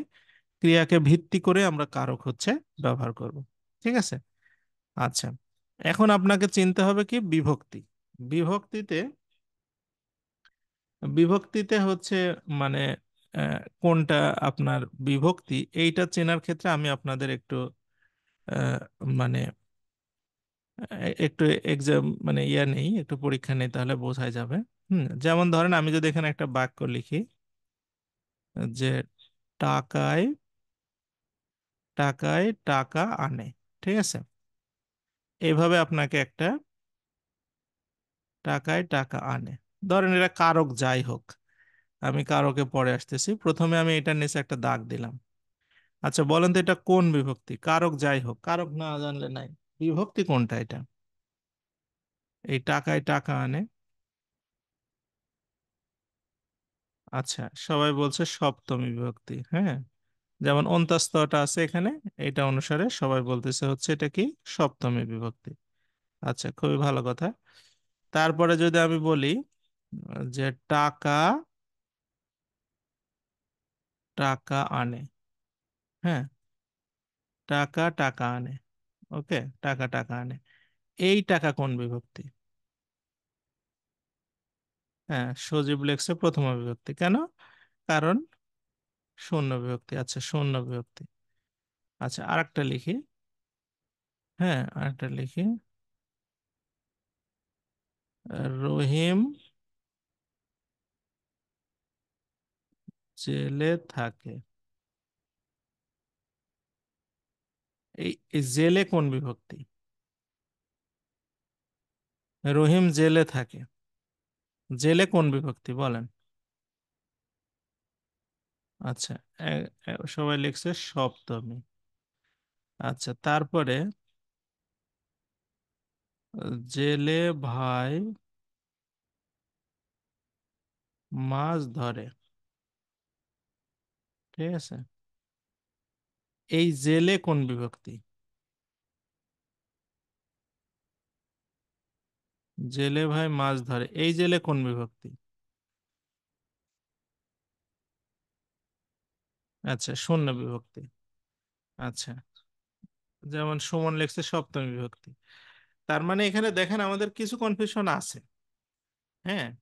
তো এখন কথা হচ্ছে আপনারা মানে এটা দূর করবেন কিভাবে? আহ, যেমন জেলে ভাই এটা সপ্তমী না শূন্য, এটা দূর করার উপায় হচ্ছে আপনি ধরেন এটা ভাবতেছেন যে এটা সপ্তমী, ভাবতেই পারেন, এই অধিকার আপনার আছে। তখন আপনি বিভক্তিটা বাদ দিবেন, বাদ দেওয়ার পরে যদি আসলে মিনিংটা মিলে যায় তাহলে ঠিক আছে। যেমন জেলে আপনি ভাবতেছেন যে এর জন্য এটা সপ্তমী, তাহলে আপনি এটা বাদ দেন, তাহলে কি থাকে? জেল থাকে। তাহলে জেল ভাই মাছ ধরে, এটা তো হবে না, মাছটা ধরবে জেলে ভাই, তার মানে জেলেটাই অরিজিনাল শব্দ। হ্যাঁ, অরিজিনাল শব্দ, জেলে অরিজিনাল শব্দ যেটা, সেটা সাথে কোনো বিভক্তি থাকে না, সেটা হয় শূন্য বিভক্তি। যেমন রহিম জেলে থাকে, তার মানে কি জেল, জেলের সাথে এ যুক্ত হয়েছে, তাহলে সপ্তমী ঠিক আছে। হ্যাঁ, তখন এই জেলে কিন্তু সপ্তমী ঠিক আছে। বুঝতে পারছেন বিষয়টা? অর্থাৎ মূল শব্দটাকে আপনাকে এখানে নির্ণয় করতে হবে। মূল শব্দটা নির্ণয় করার পরে আপনাকে বিভক্তিটা বের করার পরে যদি দেখেন মিনিং ঠিক আছে, তাহলে আপনি যেটা ভাবতেছেন সেটাই বিভক্তি। আর যদি দেখেন যে না মিনিং ঠিক থাকতেছে না, তখন বুঝবেন যে এটার সাথে আসলে বিভক্তি নাই, এটা হচ্ছে শূন্য বিভক্তি। আচ্ছা বিভক্তির অ্যাপ্লিকেশনের এটা একটা মানে বিষয়, এখানে একটু খেয়াল করতে হবে আপনাদের, এখানে কম বেশি হয় অনেক সময়। আচ্ছা সুমন,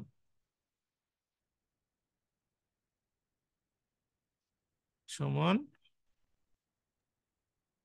জি স্যার। বলেন। স্যার জেলে ভাই মাছ ধরে, এটা কি সপ্তমী হবে না? না, কেন কারণ সপ্তমী? এখানে জেলে, এখানে এ বিভক্তি আছে না স্যার? না এই বিভক্তি নাই, ঠিক আছে, এই বিভক্তি নাই। যেমন ধরেন আপনি যদি এখন আমাকে বলেন যে টাকা, টাকা, এটার সাথে কি কোনো বিভক্তি আছে? ধরেন আমি যদি জোর না করে না, বলি যে আ বিভক্তি আছে, এটার এটা কি সাথে কোনো ঠিক হবে? এটা কি ঠিক হবে? না না, এটার সাথে কোনো বিভক্তি নাই। কেন? এখানে স্যার আমি মূল শব্দটা নির্ণয় করবো কিভাবে জেলে? মূল শব্দটা নির্ণয় করতে হবে, ধরেন এইটার আমি উদাহরণ দিয়ে বলি। আপনি ভাবতেছেন যে এখানে আ একটা বিভক্তি আছে, তাহলে আপনি আটা বাদ দেন, বাদ দিলে কি হয়? না, আটা বাদ দিলে কি হয়? টাক। আমি বলছি, আমি জি টাক। তাহলে টাক কি আসলে শব্দ? আমি কি সেই শব্দের কথা বলছি? সুতরাং বাদ দেওয়ার পরে তো মিনিং চেঞ্জ হয়ে যাচ্ছে, তখন বুঝবেন যে এখানে কোনো না বিভক্তি না, নাই। যেমন জেলে, হ্যাঁ, জি এ বাদ দেন, তাহলে কি জি, থাকে? জেল। জেল আর জেলে কি এক জিনিস? জেল কি মাছ ধরে নাকি? না জেলে তো, জেলেই মূল শব্দ। না, হ্যাঁ, এই জন্য মূল শব্দ যদি বুঝতে নষ্ট না পারছি স্যার। হয় তাহলে তখন আপনি আপনার বিভক্তি জি মানে ওইটাই হয়। আর যদি মূল শব্দ নষ্ট হয়ে যায় তাহলে বুঝবেন শূন্য বিভক্তি হয়। হ্যাঁ জসিম। ঠিক আছে স্যার। হ্যাঁ, নেক্সট আমরা চলে এ- আসি। এ- তাহলে কারককে আমরা যদি প্রকার ভেদে নিয়ে আসি, তাহলে কর্তা, কর্ম, করণ, সম্পাদন, অপরাধন, অধিকরণ, হ্যাঁ, এই মানে 6 প্রকারে নিয়ে আসবো। আমরা কর্তা কারকটা একটু বেসিক আলোচনা করি। আপনি যখন ইংরেজি বাক্য তো আপনারা সবাই পরিচিত, সেটা হচ্ছে বাক্যের যিনি সাবজেক্ট, মানে তিনি হচ্ছে কর্তা বা কর্ত্রী, যেটাই হোক, ঠিক আছে, কর্তা বা হচ্ছে কর্ত্রী। হ্যাঁ, বাক্যে যেটা সাবজেক্ট, তাহলে সাবজেক্ট হবে কি কি? আমরা জানি বাক্যের সাবজেক্ট বা উদ্দেশ্য এটা হতে পারে শুধুমাত্র বিশেষ্য পদ মানে নাউন, অথবা প্রোনাউন মানে সর্বনাম, এছাড়া কোনো পদ হচ্ছে বাক্যের সাবজেক্ট হিসাবে বসে না। তাহলে আমরা বলতে পারি যে কর্তা কারক যতগুলোই আছে সবগুলোই হচ্ছে বিশেষ্য পদ অথবা সর্বনাম পদ হবে। এবং ক্রিয়াকে যদি কে বা কারা দ্বারা প্রশ্ন করা যায়, কে বা কারা এই দুইটা, অন্য কিছু না। মানে আপনি কে দ্বারা প্রশ্ন করলেন অথবা কারা দ্বারা প্রশ্ন করলেন, যে উত্তর পাবেন সেটাই হচ্ছে কর্তৃকারক। ঠিক আছে? তা আপনাদেরকে কি কাজটা করতে হবে, এখানে আপনাদের আন্ডারলাইন করা থাকবে, সেখানে আপনাদের হচ্ছে আহ, মানে এই কারক এবং বিভক্তি দুইটাই নির্ণয় করতে হবে। যেমন এখানে বলছে যে আমরা নদীর ঘাটে রিক্সা নিয়েছিলাম। ঠিক আছে, এখানে আমরার নিচে দাগ দেওয়া আছে। অনেকগুলো বন্য হাতি বাগান নষ্ট করে দিল। মেয়েরা ফুল তুলে, এখানে মেয়েরা নিচে দাগ দেওয়া আছে। যেটার নিচে দাগ দেওয়া আছে সেটা অনুসারে আপনার কারক ঠিক করতে হবে। ঠিক আছে, আচ্ছা আমরা উদাহরণে যাই। যে প্রথমে দেখেন বলছে হামিদ বই পড়ে। এখন কে বই পড়ে, কে দ্বারা প্রশ্ন করলে আপনি উত্তর পাবেন কে বই পড়ে, হামিদ বই পড়ে। হামিদ তো একটা নাম, মূল নাম, মূল নামের সাথে তো আপনার হচ্ছে কোনো বিভক্তি থাকে না, তাহলে এটা শূন্য বিভক্তি। তারপরে বলছে অর্থ অনর্থ ঘটায়, তাহলে ঘটাচ্ছে এটা কে ঘটাচ্ছে, অর্থ ঘটাচ্ছে। হ্যাঁ, এখন যদি আপনার দাগটা যদি অনর্থের নিচে দেওয়া থাকতো, তাহলে আমরা কি দ্বারা প্রশ্ন করতাম, কি দ্বারা, যে অর্থ কি ঘটায়, অনর্থ ঘটায়। কি দ্বারা প্রশ্ন করলে যে অ্যান্সার, সেটার নিচে দাগ থাকলে কর্মকারক। আর কে বা কাকে দ্বারা প্রশ্ন করলে যে আনসার, সেটার নিচে দাগ থাকলে সেটা কর্তৃকারক বা কর্তাকারক। তারপরে বলছে এক যে ছিল রাজা, কে ছিল, রাজা ছিল, তাহলে রাজা এটা কর্তৃকারক। গুণহীন চিরদিন থাকে পরাধীন। হুম, কে পরাধীন থাকে, গুণহীন পরাধীন থাকে।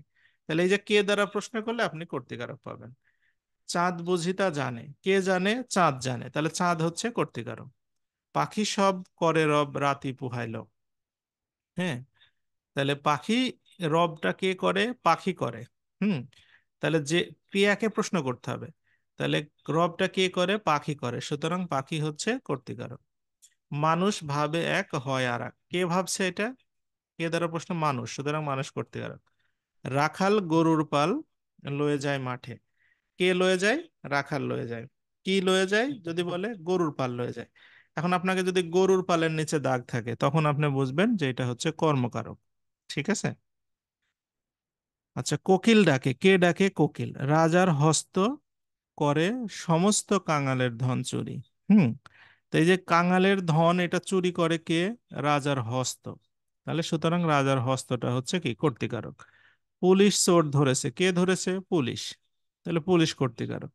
শ্রদ্ধাবান লভে জ্ঞান অন্য কভু নয়, জ্ঞান লাভ করে, কে লাভ করে, শ্রদ্ধাবান, তো শ্রদ্ধাবান ব্যক্তি আর কি। শ্রদ্ধাবান লভে জ্ঞান, তাহলে শ্রদ্ধাবান হচ্ছে এখানে কর্তৃকারক। গৃহহীন চিরদিন থাকে পরাধীন। হ্যাঁ, এটা তো আলোচনা করলাম যে কে পরাধীন থাকবে, গৃহহীন পরাধীন থাকবে। ঠিক আছে, এই যে জেলে ভাই মাছ ধরে মেঘেরও ছায়ায়, তাহলে এখানে জেলে ভাই, এখন জেলে এ মনে হতে পারে কিন্তু না, জেলেটা মূল শব্দ, সুতরাং এটা কর্তৃকারকে শূন্য বিভক্তি। পরীক্ষা এলেই চোখে জল ধরে, কে আসবে, পরীক্ষা, সুতরাং এটা হচ্ছে কর্তৃকারক। মুষলধারে বৃষ্টি পড়ছে, কি পড়ছে, মানে কে পড়ছে, বৃষ্টি পড়ছে। আচ্ছা, এইটা অনেক বইয়ে আপনার হচ্ছে কর্মকারক দেওয়া থাকতে পারে, কিন্তু আমরা মানে এটাকে কর্তৃকারক, বেশিরভাগ বইয়ে কর্তৃকারক দেওয়া আছে, কোনো কোনো বইয়ে কর্মকারক আছে, কি পড়ছে এই হিসাবে কর্মকারক দেওয়া আছে। এটা একটু কনফিউজড প্রশ্ন আর কি। হ্যাঁ, তা আপনি মানে হচ্ছে যেটাই লিখবেন এটা ভুল ধরার সুযোগ নাই, বিভিন্ন বইয়ে বিভিন্ন রকম আছে। আচ্ছা, দ্বিতীয় বিভক্তিতে যাই। দ্বিতীয় বিভক্তি গেলে সিম্পলি যে বসিরকে যেতে হবে, কে বিভক্তি থাকবে, সকলকে মরতে হবে, আমাকে যেতে হবে। আচ্ছা, আমাকে যেতে হবে এইটা একটু বলি, আমাকে। এখন অনেকে বলতে পারে স্যার তাহলে এখানে আমাদের বিভক্তিটা কি। হুম, আমাকে, আমাকে এখন যদি বলে কে, যে কেটা বাদ দিলে আমা থাকে, তাহলে আমা কি মূল শব্দ, হ্যাঁ আমা হচ্ছে মূল শব্দ। যেমন আমার সাথে আপনি আমাকে বিভক্তি যুক্ত করলে দ্বিতীয় হবে। তারপরে হচ্ছে আমার, তাহলে র এর ষষ্ঠী হবে। তারপরে হচ্ছে আপনার আমাদের বিভক্তি যুক্ত হতে পারে। হ্যাঁ, তার মানে আমাটা হচ্ছে মূল শব্দ। তারপরে আমার রে বিভক্তি যুক্ত হতে পারে, কে দ্বিতীয় বিভক্তি, আমারে তুমি করিও ক্ষমা। হ্যাঁ, এগুলো কবিতায় আছে না। তাহলে আমাটা হচ্ছে মূল শব্দ, সুতরাং দ্বিতীয় বিভক্তি যুক্ত হয় আমাকে। এবার আসেন কর্তৃকারকের তৃতীয় বিভক্তির কথায় আসি। তৃতীয় বিভক্তি কি কি আছে, দ্বারা দেয়া কর্তৃক, যেমন ফেরদৌসী কর্তৃক শাহনামা রচিত হয়েছে। আচ্ছা, এখানে একটা ভালোভাবে লক্ষ্য করেন, একটা ভুল হয় আপনাদের পরীক্ষায়, ওটা ধরাই দেই।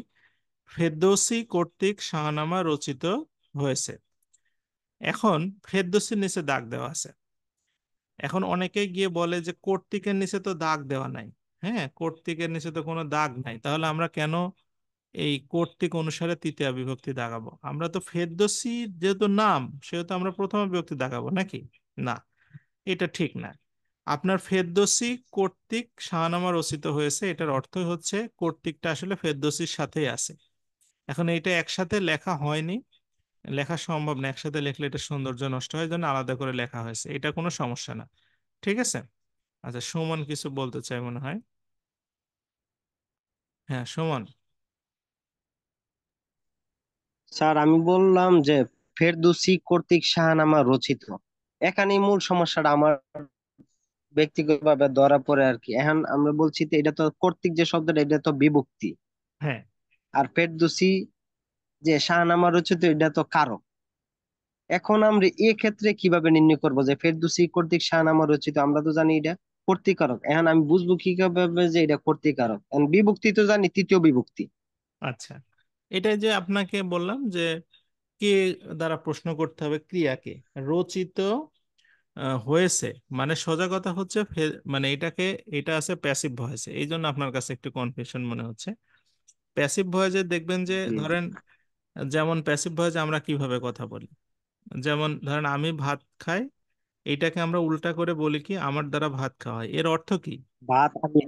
হ্যাঁ, মানে কাজটা আমি করতেছি। এখানে আপনার এই যে রচনা যে করেছে শাহনামা, কে রচনা করছে? কে? এটা ফেরদৌসী।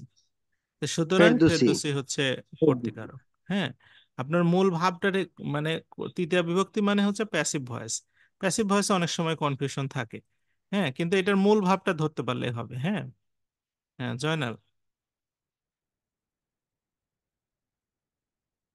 জয়নাল।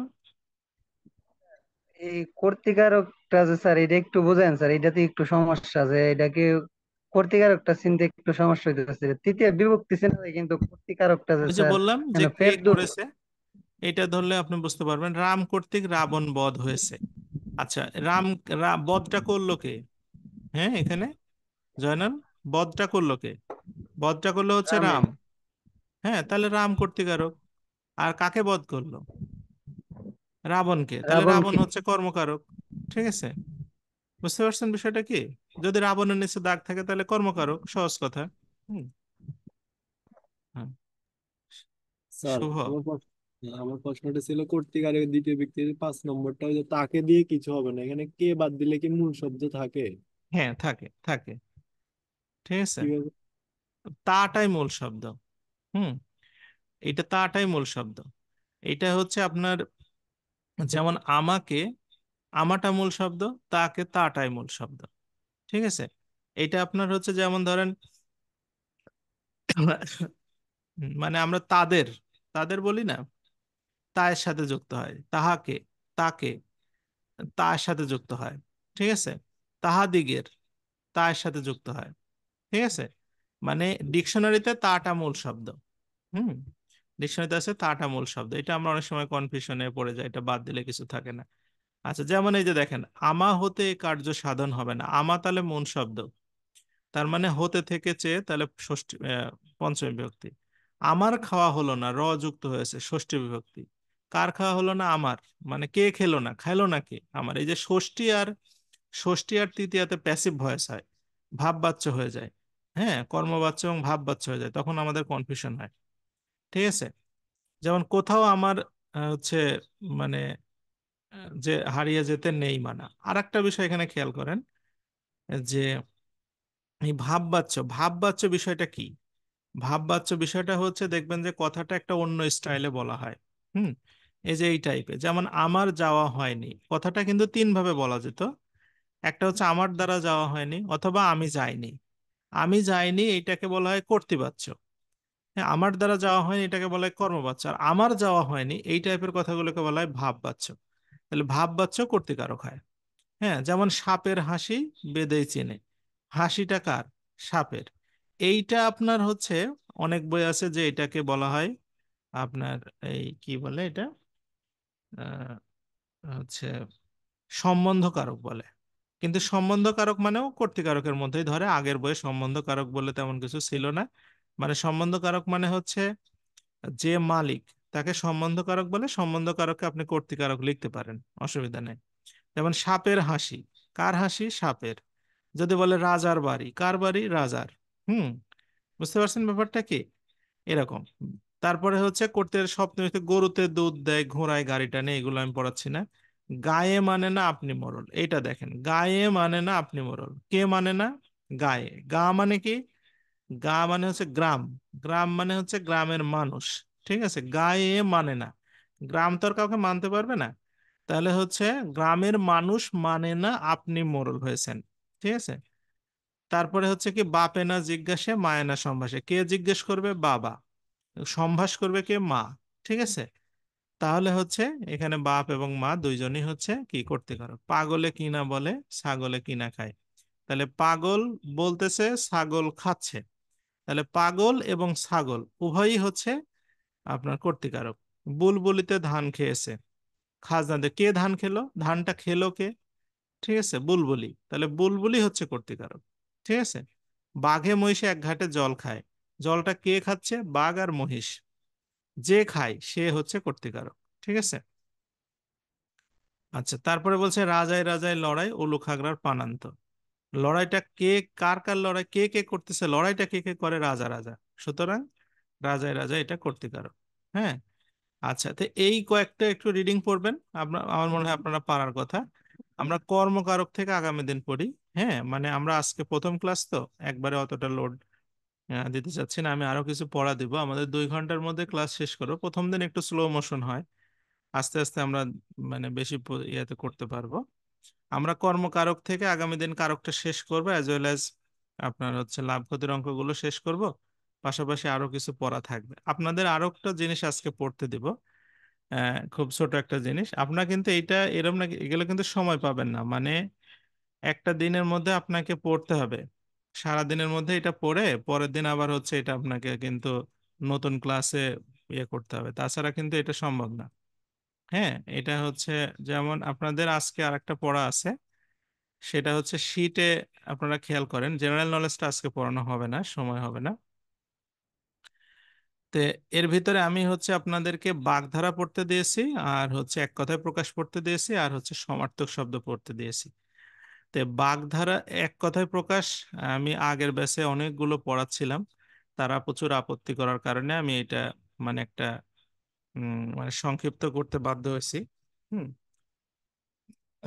কারণ হচ্ছে অনেক সময় দেখা যাচ্ছে যে আহ, আপনার আমাদের একটা বাগধারা একটা কথা আছে যে দশের চক্রে ভগবান ভূত, মানে আপনার 10 জনের কথা শুনতে হয়।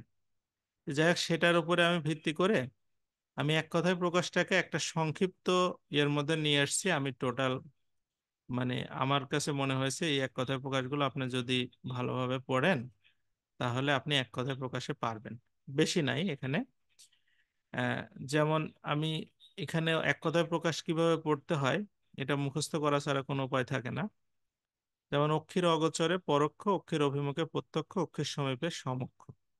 হ্যাঁ, আপনি একটা কাজ করতে পারেন, সেটা হচ্ছে মিনিংটা জানতে পারেন। মিনিং যেহেতু এখানে দেওয়াই আছে। হ্যাঁ, যেমন জীবিত থেকে মৃত, জীবন মৃত, দিন রাত্রি সন্ধিক্ষণকে বলা হয় গোধূলি, নষ্ট হওয়ার স্বভাব হচ্ছে নশ্বর, পরকে পরিপালন করে পরভৃত। এরকম আমি এখানে যে এক কথায় প্রকাশগুলো দিয়েছি এই 2 পেজটা পড়বেন, আর দেয়া হবে না। এক কথায় প্রকাশ আমি বাছাই করে এগুলো মনে হয়েছে যে এগুলোর মধ্যে থেকে ক্রমণ আসবে। আগের ব্যাচে অনেকগুলো পড়েছিলাম, কিন্তু তারপরেও তারা মানে এটাতে রাজি না। তো এখানে আমি যেগুলো দিয়েছি এর মধ্য থেকে আসতেছে, সকল পরীক্ষাতে রিপিট হচ্ছে। আপনার শীট আমি দিয়ে দেবো গ্রুপে, অসুবিধা নেই, দিয়ে দিয়েছি, আবার দিয়ে দেবো। আচ্ছা, সমার্থক শব্দের একটা জিনিস আপনাদেরকে পড়তে দেবো। সমার্থক শব্দ পড়ার একটা সহজ উপায় হচ্ছে, যেমন অগ্নির কথায় আসি, আপনি অগ্নি নিয়ে আপনাকে 2-3টা সমার্থক শব্দ লিখতে বললো, আপনি কিভাবে লিখবেন, কিভাবে ইয়ে করবেন? এইটার উপায়টা হচ্ছে যে অগ্নির সমার্থক শব্দ আছে একটা আগুন, এইটা আপনার পড়ার কোনো দরকার নেই, কারণ এটা আপনি জানেন। অগ্নির সমার্থক শব্দ যে একটা হয় পাবক, একটা হুতাশন, একটা হচ্ছে বৈশ্যানর, একটা হচ্ছে আপনার অনল, তারপরে একটা সর্বভুক, এইগুলো আপনাকে পড়তে পারেন। হ্যাঁ, তারপরে যেমন হচ্ছে উর্মি, উর্মি শব্দের অর্থ হচ্ছে ঢেউ। এন্ড উর্মির হচ্ছে আরো সমার্থক শব্দ আছে, যেমন বিচি, লহর, কল্লোল। হ্যাঁ, কন্যার সমার্থক শব্দ আছে তনয়া, দুহিতা। এখন অনেক সময় পরীক্ষায় 2টা বা 3টা করে সমার্থক শব্দ লিখতে বলে। তো এই সমার্থক শব্দের তো লিস্টের শেষ নাই, আপনি কতগুলো পড়বেন। তো এখানে আমাদের হচ্ছে স্পেশালি যেগুলো পরীক্ষার জন্য খুব গুরুত্বপূর্ণ সেরকম বাছাই করে কিছু সমার্থক শব্দ অন্তর্ভুক্ত করা হয়েছে। ঠিক আছে, তা আপনারা হচ্ছে যে কাজটা করবেন, এই আগামী দিনের জন্য আপনাদের পড়াশোনাটা হচ্ছে অঙ্ক 15টা করতে দিলাম, সেগুলো করবেন, এক কথায় প্রকাশগুলো, সমার্থক শব্দগুলো আর কর্তৃকারকটা পড়বেন। আমি হচ্ছে বাগধারা, ক- কর্মকারক থেকে শুরু করে বাদ বাকি কারক এবং আরো 5টা যে অঙ্ক থাকলো সেইগুলো আগামী ক্লাসে পড়াবো। ঠিক আছে, আপনারা এগুলো একটু রিডিং করবেন, এগুলো একটু বুঝেন, আর জেনারেল নলেজ যেটা থাকে সেটা আমি আগামী ক্লাসে পড়াবো জানিস। আপনাদের এখানে 2টা রচনা দেওয়া আছে, একটা হচ্ছে স্মার্ট বাংলাদেশ, একটা হচ্ছে আপনার পদ্মা ব্রিজ। এই 2টা রচনার মধ্যে একটা আসবে পরীক্ষায়। হুম, ছোট করে দেওয়া আছে 2টা অনুচ্ছেদ। বিশেষত স্মার্ট বাংলাদেশ, এটা আসবে, এটা আসার সম্ভাবনা অনেক বেশি। তো স্মার্ট বাংলাদেশ এখানে প্রায় মোটামুটি 7-8 লাইন আছে। এটুকু লিখলেই হয়, এটুকু লিখলেই পরীক্ষাতে হয়। এখন এইগুলো আপনারা লিখবেন কিভাবে বা কি করবেন কিভাবে, হ্যাঁ, এইটা আমি আগের ব্যাচেও আমি একটা প্র্যাকটিস করাইছিলাম, ওইটা আপনাদেরকে একটু কাজ দিব। সেটা হচ্ছে যে আপনারা আজকে শুধু স্মার্ট বাংলাদেশটা লিখবেন। হ্যাঁ, সেটা কি করবেন কিভাবে এটা আমি আগামী ক্লাসে বলে দেবো। আজকে শুধু আপনাদের একটা কাজ দিচ্ছি, কাজটা করবেন। সেটা হচ্ছে স্মার্ট বাংলাদেশ সম্পর্কে আপনি বাংলায় লিখবেন। হ্যাঁ, বাংলায় লিখবেন, আহ, কম করে 20 লাইন। ঠিক আছে, 20 লাইন বাংলায় লিখবেন যে স্মার্ট বাংলাদেশ সম্পর্কে আপনি কি জানেন। এই বিষয়টা আমাদেরকে একটু দেখতে হবে যে আপনার স্মার্ট বাংলাদেশ সম্পর্কে নলেজ ঠিক আছে কিনা। তারপরে আমরা ইংলিশে কিভাবে লেখা লাগে, কি করতে হয় সেটা এখানে তো লেখাই আছে। অনেকেই আছে যে এত ঝামেলার মধ্যে যেতে চায় না, আমি এটা মুখস্থ করতে চাই, করতে পারেন। বাট আপনি লং টার্ম যদি এই পরীক্ষা সহ অন্যান্য পরীক্ষাতেও এটা লিখতে চান তাহলে এই পদ্ধতিতে যেতে হবে। আপনি আগে স্মার্ট বাংলাদেশটা জাস্ট শুধু 20টা লাইন আপনি বাংলায় লিখবেন যে আপনি কি জানেন, স্মার্ট বাংলাদেশ সম্পর্কে জানেন কি। আমি শুধু এইটা আগে দেখতে চাই। না জানলে তো আপনার ইংলিশেও লিখতে পারবেন না, বাংলাও লিখতে পারবেন না, এটা কোনোভাবে সম্ভব না।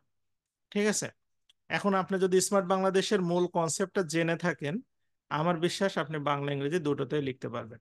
আপনারা কালকে এই কাজটা একটু করবেন, সবাই হচ্ছে 20টা লাইন, 20টা লাইন আপনি হচ্ছে বাংলায় লিখবেন, ইংলিশে না, বাংলায়।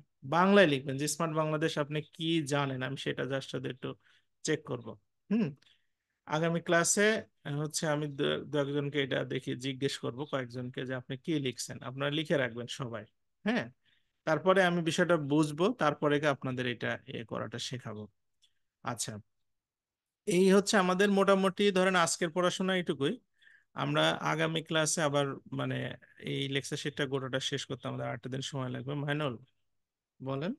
স্যার, আমি বলতে চাচ্ছিলাম যে স্যার, আপনার তো টোটাল 15টা লেকচার শিট, তাই না? হ্যাঁ, তো স্যার আমাদের যদি পরীক্ষা দেখা গেছে এই মাসের মানে কোন একটা ডেটে দিয়ে দেয় কোন একটা, তখন আমরা মানে যদি শেষ না হয় মানে আমাদের শেষ, কি করা যাবে স্যার? আচ্ছা, যাক, আমি আজকে এই পর্যন্ত আপনাদের